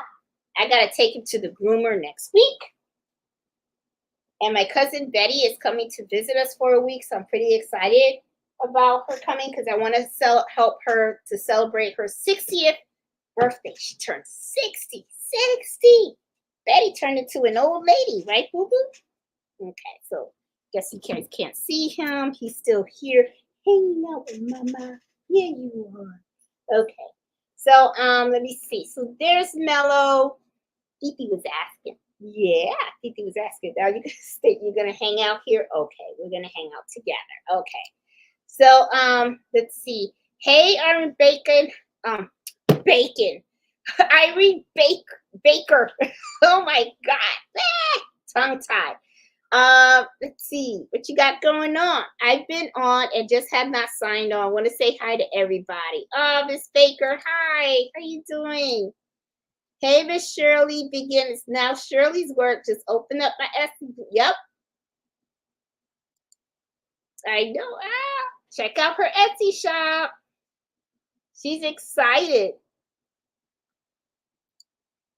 That's it, Rhonda. Yes, the Richardson 112 hats. Everybody loves those hats. I don't know what's up with the hats, you know. I think there's the trucker hats or something like that. And I will tell you this, a lot of people that do embroidery do say that they have a hard time embroidering those hats. You know, I guess there's a trick on how to actually hoop those hats and everything. Because I do sometimes see some postings on Facebook where a lot of people are having issues with those. I'm going to be honest with you. I probably will buy several of those myself just to see. Okay. But I'm not going to take any orders for those hats until I know for sure that I can embroider on those hats. Every hat is different. Not all hats are the same. Okay. Not all hats are the same. They're built different materials. Some are tougher than others. You got to remember too, sometimes you have your 2-panel hats, your 4-panel hats, your 6-panel hats. Different, you know, so you just have to see what hats kind of work well with your machines. And I have to tell you, those Atom hats for me work really, really nice, you know. Distressed look is crazy. Look at what people pay for tore up jeans. I know, Marsha. And you know what's so weird too? This is what I think about when, you know, I have a pair of tore up jeans. I will tell you, because I was like, okay, everybody's buying these jeans with the holes in them. I'll buy one, I'll buy a pair too. Okay. But I'm gonna tell you something. I remember a time when you used to have a hole in your jean and your mom would go out and buy a patch and she would iron it over the hole on the jean. I don't know if you guys remember that when patches were really big on jeans. You know, there was a time when people would do that. You would go to like Walmart and stuff and you would see a wall with a bunch of different patches, and then people would just buy the patch and they would iron it on the jeans because they didn't want you to walk around with holes in your pants. I don't know if you guys remember that. Yeah, that's inside. I would just cut them out myself. Yep, yep. Hey, Angela Stitches, how you doing? Hey, Thomas, how are you? Hey, Becky, how are you doing? Hey, Carol, I love your quirky words. People at my job love them too. They just crack up. And you know what? You know what's so funny too is I brief. I actually brief a lot. So but I don't think I mess up when I brief. I gotta ask Erica because Erica's always in the room when I brief too. So I gotta ask her. Do I kind of like mess up? But then again, the thing is too is when I do brief, I make sure I know my topic and I do practice the brief in my head. So I know exactly what I need to say, how I need to say it, and I'm very familiar with the topic and stuff. But put an acronym or a name in front of me that I'm not too familiar with, I know I'll jack it up. I know I will jack it up. That's for sure. Hey, Ozzy, how are you? Just finished an order of 14 hats. The brand was Yupong. Also kind of soft and easy to work on. Yeah, I kind of like it when the hats are flexible, really flexible. When you have these hats that are so freaking hard, it's like, it's not my favorite thing. It really, truly isn't. And so, Judy says she loves the CD. And Nancy is coming up with volume 2. She's working on it. Okay. I don't know when it's going to come out. I think she's trying to aim for the holidays. I'm not sure, but this is her volume 1. See, so and she's coming up with a volume 2 because it was so well received. I mean, it's my favorite album now. It really is. I have it playing in the car all the time. I really, really do. Yep, have to check those Adam hats. I think you're gonna like them, Ozzy, because they are. What I really liked about the Adams hats is that brand has different types of styles, and I really like the material that they use. It seems to be flexible where the hooping is easier and stuff like that. Much easier than the hats that I was getting off of the Amazon website. And and because I got them from a wholesaler, they were more inexpensive as well. So that was something that I really, really liked. Hey, Kenya, I have the same chair. It's definitely pricey, and the wheels on mine had the nerve to break. Really? The wheels broke? I wonder if you could get new wheels for them and stuff. My wheels have been okay on both. On both of them so far. Now I will say you will have to reupholster it because the fabric kind of, messes up. But that's, I have been sewing in silence lately. It's been really nice as opposed to headphones or videos or audio books, which is fun, but kind of exhausting sometimes. Margie, I'm kind of like you. I will tell you this. My husband today had to go in to his job because he had some things that he had to take care of. My husband's job is very unpredictable. So sometimes, his hours are pretty like off, right? But today he was gone for real early in the morning, and then he got home a little late today. So I had like the house mostly to myself. So the house was like kind of quiet. And Margie, I will tell you this, I kind of loved it too. I did, I kind of like the silence. I don't know why, but I just find it very calming and stuff. So I kind of, I like to have my little silent moment as well. Hey, Iris, with crocheting, I like to watch YouTube. It helps pass the time. Before I know it, my project is finished. Baseball's so cute. Oh, thank you, Marsha. Let's see. I assume you hand stitch. Yes, I did. Marsha. You do have to hand stitch it. And the needles that you use are the rounded ones. They're not regular straight needles. They're rounded. Okay. So I do have a video on how I actually made this. I show the steps all in detail, step by step, from the very beginning, how I remove the stitches to how I actually the baseballs, they all come with lettering. I show you a trick on how to get rid of the lettering because remember, you're going to embroider. So you don't need all this, okay? You want to be able to take all this lettering off. Okay, so I show you guys how to do that because if you look at the one that I embroidered, you see that it doesn't have any of that. So I took it all out. Very, very simple to do. So, but I do hand stitch. You have to hand stitch it. You can't do it by the machine. Let's see. I like to watch an old movie when I crochet. The noise in the background helps me finish the project. Sometimes the noise to me It just depends, I guess, when I'm in a zone. Sometimes I like the noise, sometimes I prefer the silence. It's just weird. I don't know. Hey Carol, how are you? Um, there are a lot of sellers that will sell you a bad simulation product as well. Yeah, and Kenny, I totally agree. You got to be really careful of where what's the name of the order, okay, that you order. Okay, this is the catalog is actually let me go back to Ken's. I'm going to pull it up because I want to really talk about that. Okay. Well, this catalog, because you asked Cynthia, um, this is the name of the company. It's ACC Atlantic Coast Cotton. Okay, they have a warehouse here in Gainesville, Virginia. That's by me. If you go to their website, you should be able to order a catalog, or if you live anywhere in Northern Virginia, you should be able to visit them.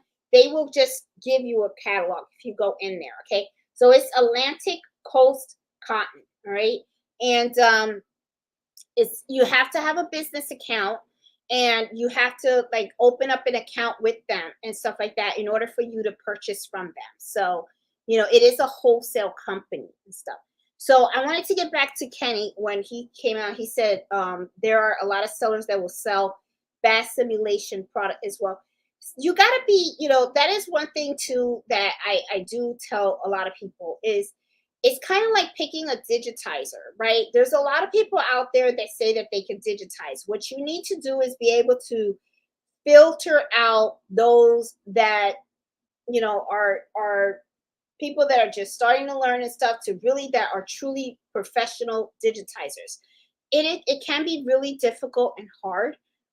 You once you find a good vendor, then that's when I say stick with the good vendor.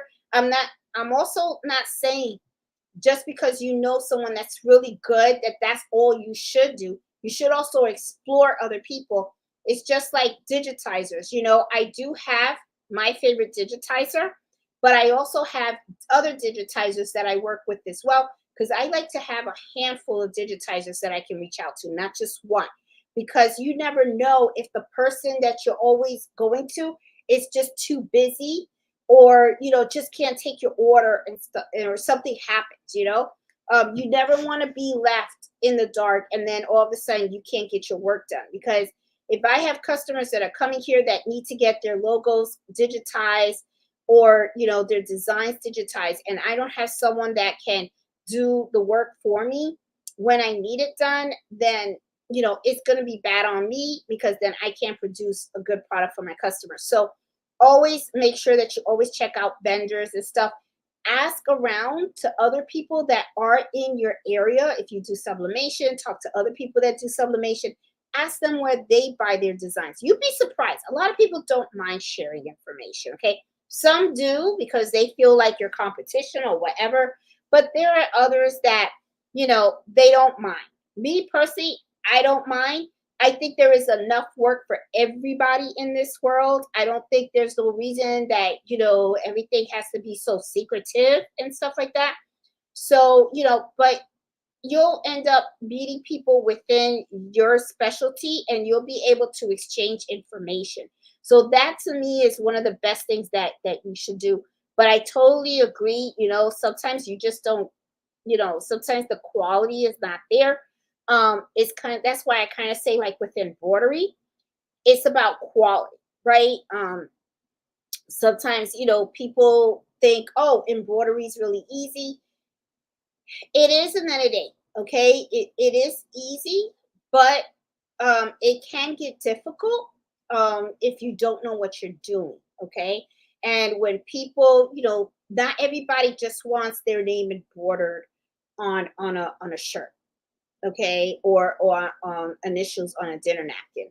Sometimes you're going to have customers that are going to come to you with little more complex designs, and you're going to have to know how to handle those types of orders, and that's only going to come with experience and stuff like that. So yeah, let's see. So let's see, let's go down. Hey, Eleanor, how you doing? He said, I think the hardest part of embroidery for me when I first started was choosing the right stabilizer. Yes, that is also a challenge, okay? Because there's so many different types of stabilizers out there. So depending on what it is that you're doing, the type of fabric that you are embroidering on, and also not just the type of fabric, the design, the embroidery design itself will determine also the stabilizer that you use, or even the amount of the stabilizer that you're going to use. For instance, if you have a very lightweight fabric and you have a design that's digitized, that's very dense, you may not you may need to use more than one sheet of cutaway stabilizer. Okay, so it is hard. It's like a puzzle. That's one of the things that I always tell people. The planning, there's just so much planning you have to do before you hit that start button. There really truly is. And that is one of the things that I find that a lot of people that get into embroidery get very frustrated because they don't want to do that planning. They don't want to sit back and look at what it is that they're trying to accomplish and make the decisions that they need in order to get that best quality output. So a lot of times what happens is, especially people that are new to embroidery, they'll just take whatever design and they'll just smack it on tearaway stabilizer and put it under the machine and not even give it a second thought. Meanwhile, what you should be doing is looking at the design, look at the details of the design, determine the weight thread that you need to use, determine the size needles that you need to do, that you need to use. Look at the fabric that it's going to go on. Okay, is it light? Is it thick? Is it something, how is that item going to be used? Is it going to be washed a lot? Okay, because it's not just embroidering it. You have to think about the life of that embroidery. How long, what's the lifespan of it? How is it going to be used in the future? That's going to determine stabilizer, okay? Because you're not going to use tearaway on an item that's going to be washed all the time. Because what's going to happen is in the washing machine, that tearaway stabilizer is going to eventually dissolve. So that support that stabilizer was giving the embroidery design is going to be gone. So what's going to happen to that item once it is completely dissolved? The stabilization is not there anymore. So what's going to happen is when the customer goes and washes it and then dries it, the design is going to crumble up. It's going to crumble up. And then what's going to happen is you're going to have an upset customer because the customer is going to say, I only wore this shirt 5 times and now I can't wear it anymore. And that's the other thing too. We have to educate our customers also on how you're supposed to care for embroidery. A lot of customers don't know that. A lot of customers don't know how to care for embroidery. Okay, they throw it in the dryer, they wash it, they don't even know how to iron it correctly. They'll just take an iron, they'll go straight on the threads. And then when they see that the threads start to turn a certain color, start to get discolorated and all that kind of stuff, it's like, who told you you could iron straight on an embroidery design? But the thing is, in all honesty, they don't know. They don't know. So if you don't educate them and you don't show them, they're not going to know.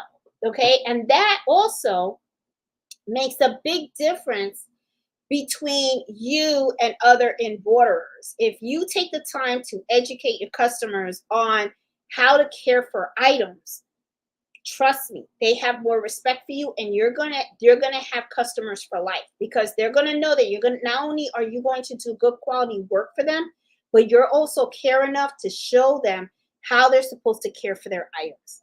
That's important. Okay, it's about building a good customer relationship. So a lot of times people don't think about these things, but that is actually what helps to sustain your business, the reputation. Okay, a lot of times people don't think about that. When you are embroidering something for a customer for one time, I have a lot of repeat customers, a lot. Okay, the simple reason is because they had a great experience and they know the quality of the work, and not only that, they know they can come to me and I'm going to be very honest with them. I'm going to tell them flat out, and I'm going to say, this is how you're supposed to care for the item. And they know. Okay, my customers know. If I don't take, I've even had repeat customers that have come to me And I've refused some of the work that they've given me because I'm like, no, it's not, you know, it's not everything that should be embroidered. Not everything should be embroidered. So have to think about that. Okay. I like to think of the longevity of, I don't even know if I'm saying that word wrong, right. But how long that product is supposed to last. Okay. I'm not going to charge a customer $50 to embroider on something that I know if they don't take care of it good or whatever, it's not gonna last. It's just, that to me, I care. I care about that. I'm not, I don't know. It's just me. It's just how I am. I don't know. Let's see. What I guess you mean what size is my dinner napkins? I usually use it's I believe it's the 18 by 18 dinner napkins. Those are usually the size that I use. Um, do you prefer no-show mesh opposed to cutaway or tearaway? Well, okay. No-show mesh, cutaway, tearaway, three separate Angela, three different types of stabilizers that are used for three different type of purposes, okay? So, to the answer the question, I love no-show mesh, I love cutaway and tearaway. I use them all three, but not for the same purposes. I use them for separate purposes, and it depends on the project that I'm working on, okay?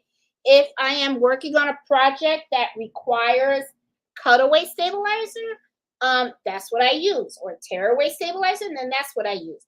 No-show mesh, it depends on what I'm working on. So I prefer all three because I actually use my stabilizer for I make sure that I'm using the right stabilizer for the project that I'm working on. Okay.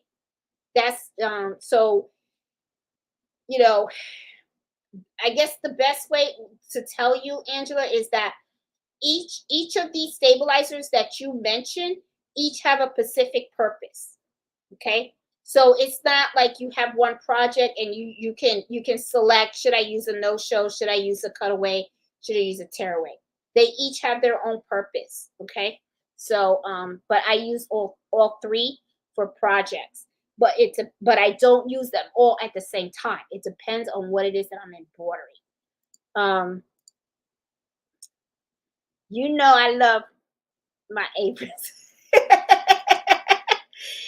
As you can see, oh, Nancy's picture's not there. Okay, I thought she had a picture on there because she loves to wear her aprons. She got her aprons all the time. Hey, Stitching with Hearts.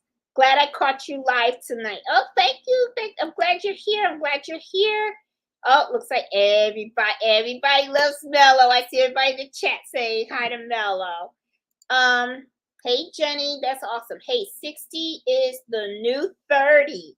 Yes, my cousin Betty is coming. She's turning 60. So I gotta celebrate with her. And I have a whole bunch of stuff lined up. We're gonna go to the tea cart. So we're gonna have tea. They give us these little fancy hats and all that kind of stuff. So I know she's gonna love that. And I'm also taking her to a movie party. And then I also want to go visit a couple of wineries with her and take her to the salamander. So yeah, I'm gonna have a whole week of a bunch of activities for me and her to actually like just hang out, spend time, and just relax. So I'm really looking forward to her visit. I took off days from work so that way I don't have to focus on work.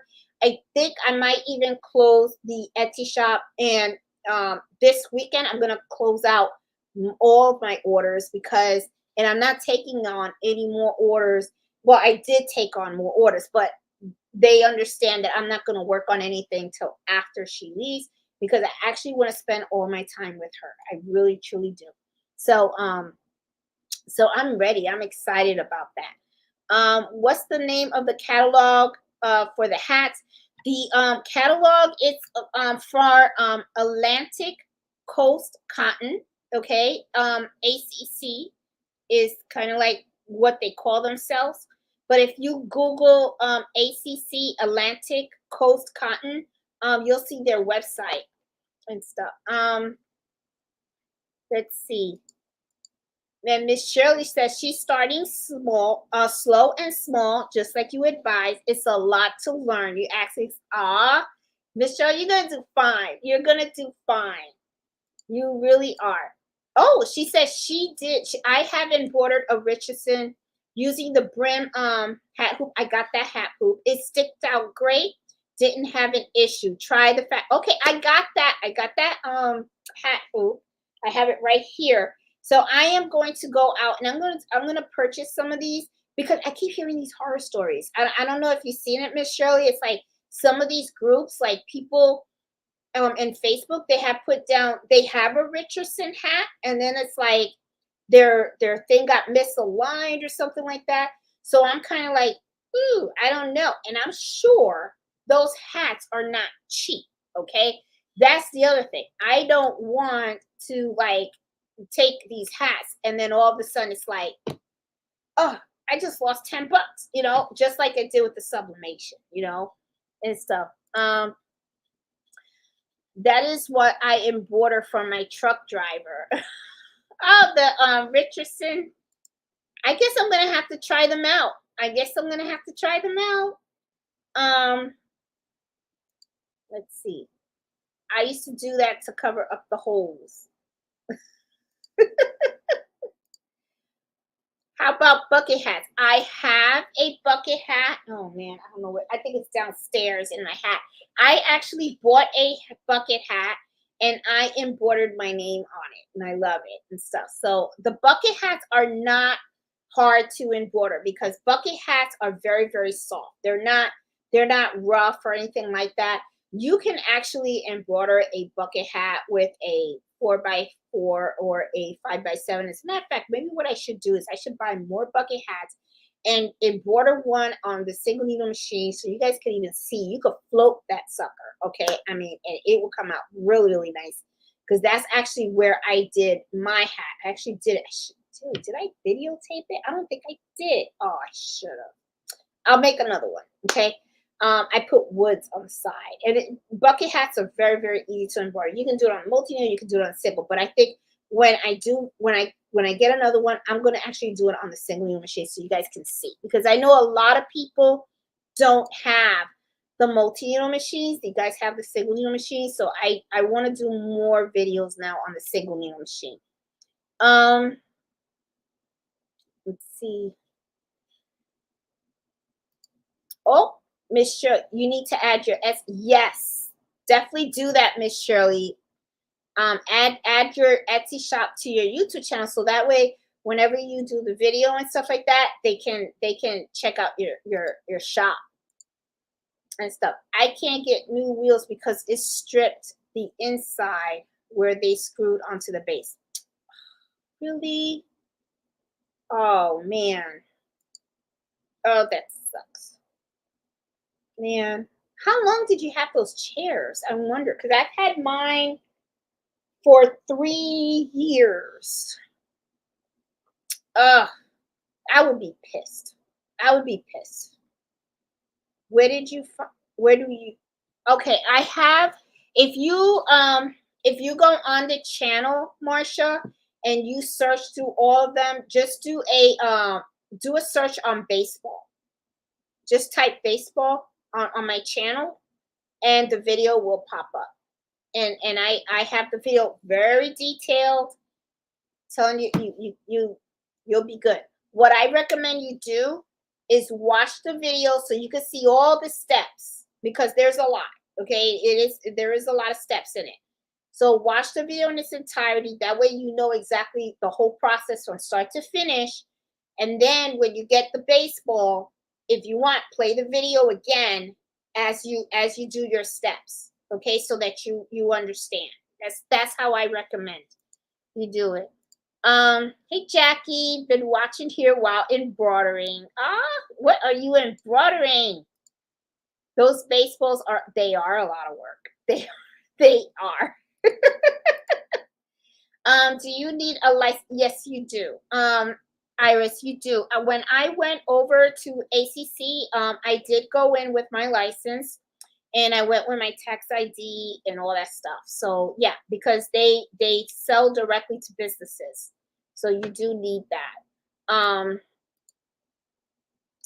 Thank you for the digitizer you told me about, Basel. Yeah, that's my man. I'm telling you, he's good. He is really, really, really good. I love using him. I have no show, but I haven't used it. I use Cutaway for clothing. Okay, all right. Yes, and you're doing it right, Angela. Okay, you do use Cutaway for clothing. However, with no show mesh, let's say you have a shirt that's very lightweight, right? It's very, very, very light. In that situation, that's when I say use no show mesh. And I usually use that along with starch. Okay. I buy the no-show mesh with the adhesive. Okay.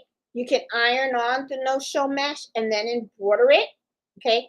The reason why I say use no-show mesh on certain clothing, not all of it. Okay. If you have like a sweatshirt or you have a t-shirt that's really thick, okay, then you don't need the no-show mesh. You can use the cutaway. The whole thing about the no-show mesh is sometimes when you are embroidering on a t-shirt, right, and you have cutaway, sometimes the cutaway is so thick and the t-shirt is so thin that right through the t-shirt you could see the stabilizer. So that sometimes is kind of like not too attractive, right? So what people do is they use the no-show mesh. Another way that I've used no-show mesh also is, let's say that I have fabric that is really stretchy, right? And I want some stabilization to it. I don't want the fabric to be shifting all over the place, because sometimes the fabric can shift and then it can misalign the embroidery. So what you do is with the no-show mesh that has the adhesive, you iron it on, and what happens is it kind of holds the fabric in place. And because it's in place, it's not going to shift on you. Okay? So that's another reason why sometimes I use the no-show mesh. So I hope that kind of helps a little bit as to when to use it. I keep getting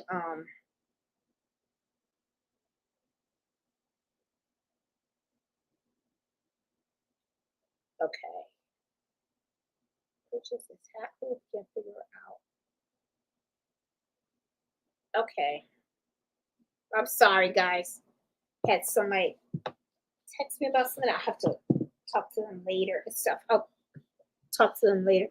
But yeah, but the no-show mesh. So that's usually when I use no-show mesh. When I have a piece of fabric that I think is going to shift on me, okay, that's when I put that on there. Or if I have fabric that is like really, really, really thick, that's when I'm like, then I'll just you know, I'll use the no-show mesh. I hope that helped a little bit. Had to log off for a bit, but I'm back. Hey, Erica, welcome back. Welcome back. I did hear the horror stories. That's why I bought one off of Amazon to try. I have a video on my channel stitching on one. Oh, okay, we got to check that out.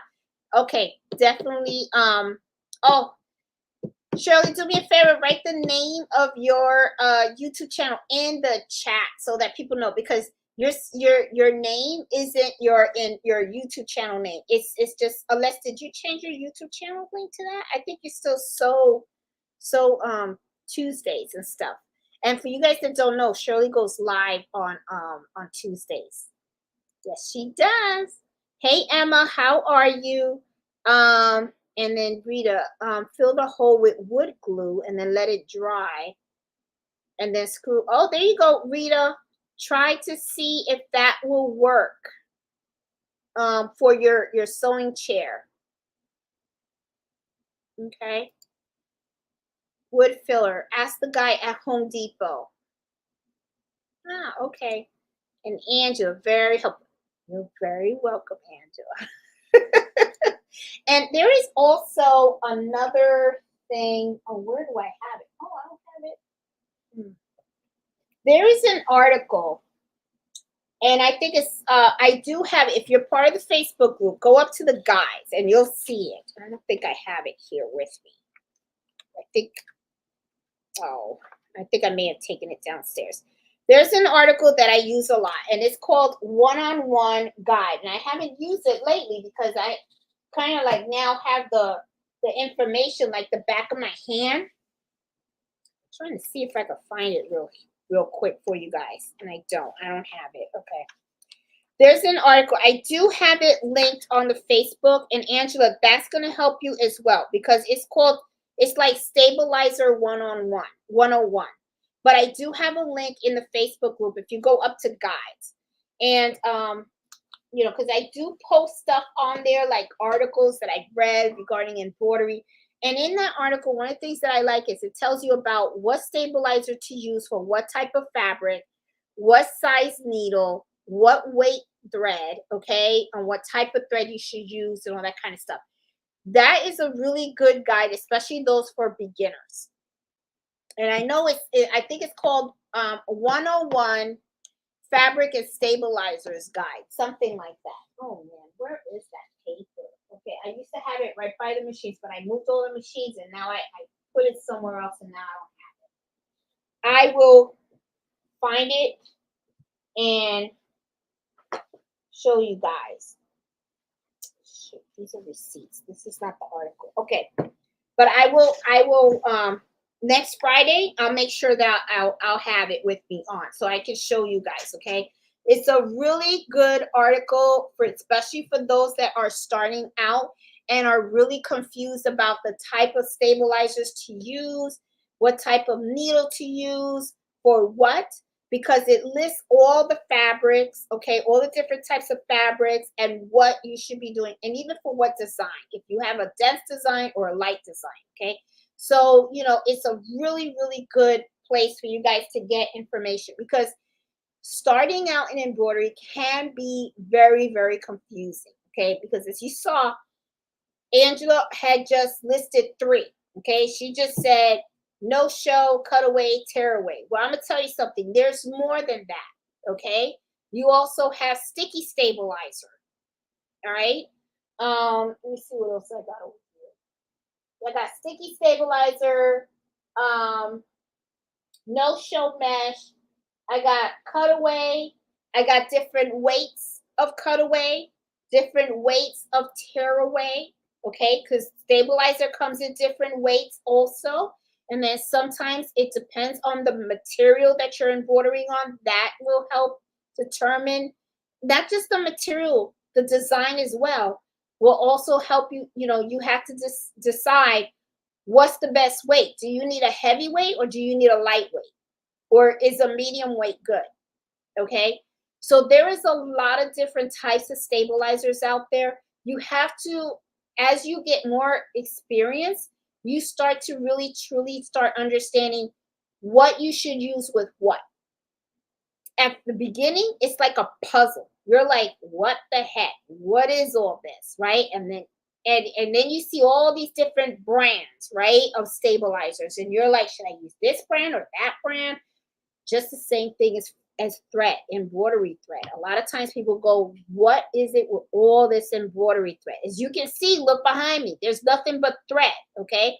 And these are all different brands. I have different brands. And it depends on the design. I use certain brands for certain designs. I use different weights for certain designs. So, it can be a lot. In the beginning, at first you're happy, because like when I first started, I was like 1 pack of stabilizer, 1 box of threads, and 1 machine, and I was on. But I slowly started learning that I needed different types of threads for different types of projects. I needed different types of stabilizers. And then your knowledge starts to grow. And as your knowledge starts to grow, you start to become better. And then you know that you're supposed to use this for what and all that kind of stuff. It's all going to take time. It always does. So guys, I'm going to call it the night. I hope that you guys enjoyed the information that I shared with you guys about my embroidery journey. I hope that, that I inspired some of you guys, or even if you have been embroidering for a little bit, that you guys have learned something new. As always, if you have a topic that you want me to explore, please reach out to me. Let me know. I love to explore new topics. I have no problem learning with you guys. And I promise I'm going to keep on Erica because she is going to come on here with me. She's going to show me those cups and stuff. So, guys, oh, thank you. And Miss Shirley did put her the name of her embroidery channel on here. Here she is. She does it it's so too we begin embroidery, and she does it on Tuesdays and stuff. So please be sure to check her out. And guys, you guys have a great weekend. The weather is really nice out here and stuff. So I have been enjoying it on my walks and everything. So enjoy yourselves, enjoy your weekend, enjoy those embroidery machines and those sewing machines. This weekend, I'm also planning on sewing for the person that I am supposed to be giving my gift to. And I gotta get cracking because I do not want to wait the last minute. I want to make sure that I make something really special for this person because this person is pretty special to me. So I want to make sure I do her right. So guys, have a good one. Enjoy your weekend. Thanks for spending your Friday evening with me, and I will see you guys next week. So I will talk to you guys later. Have a good one. Bye.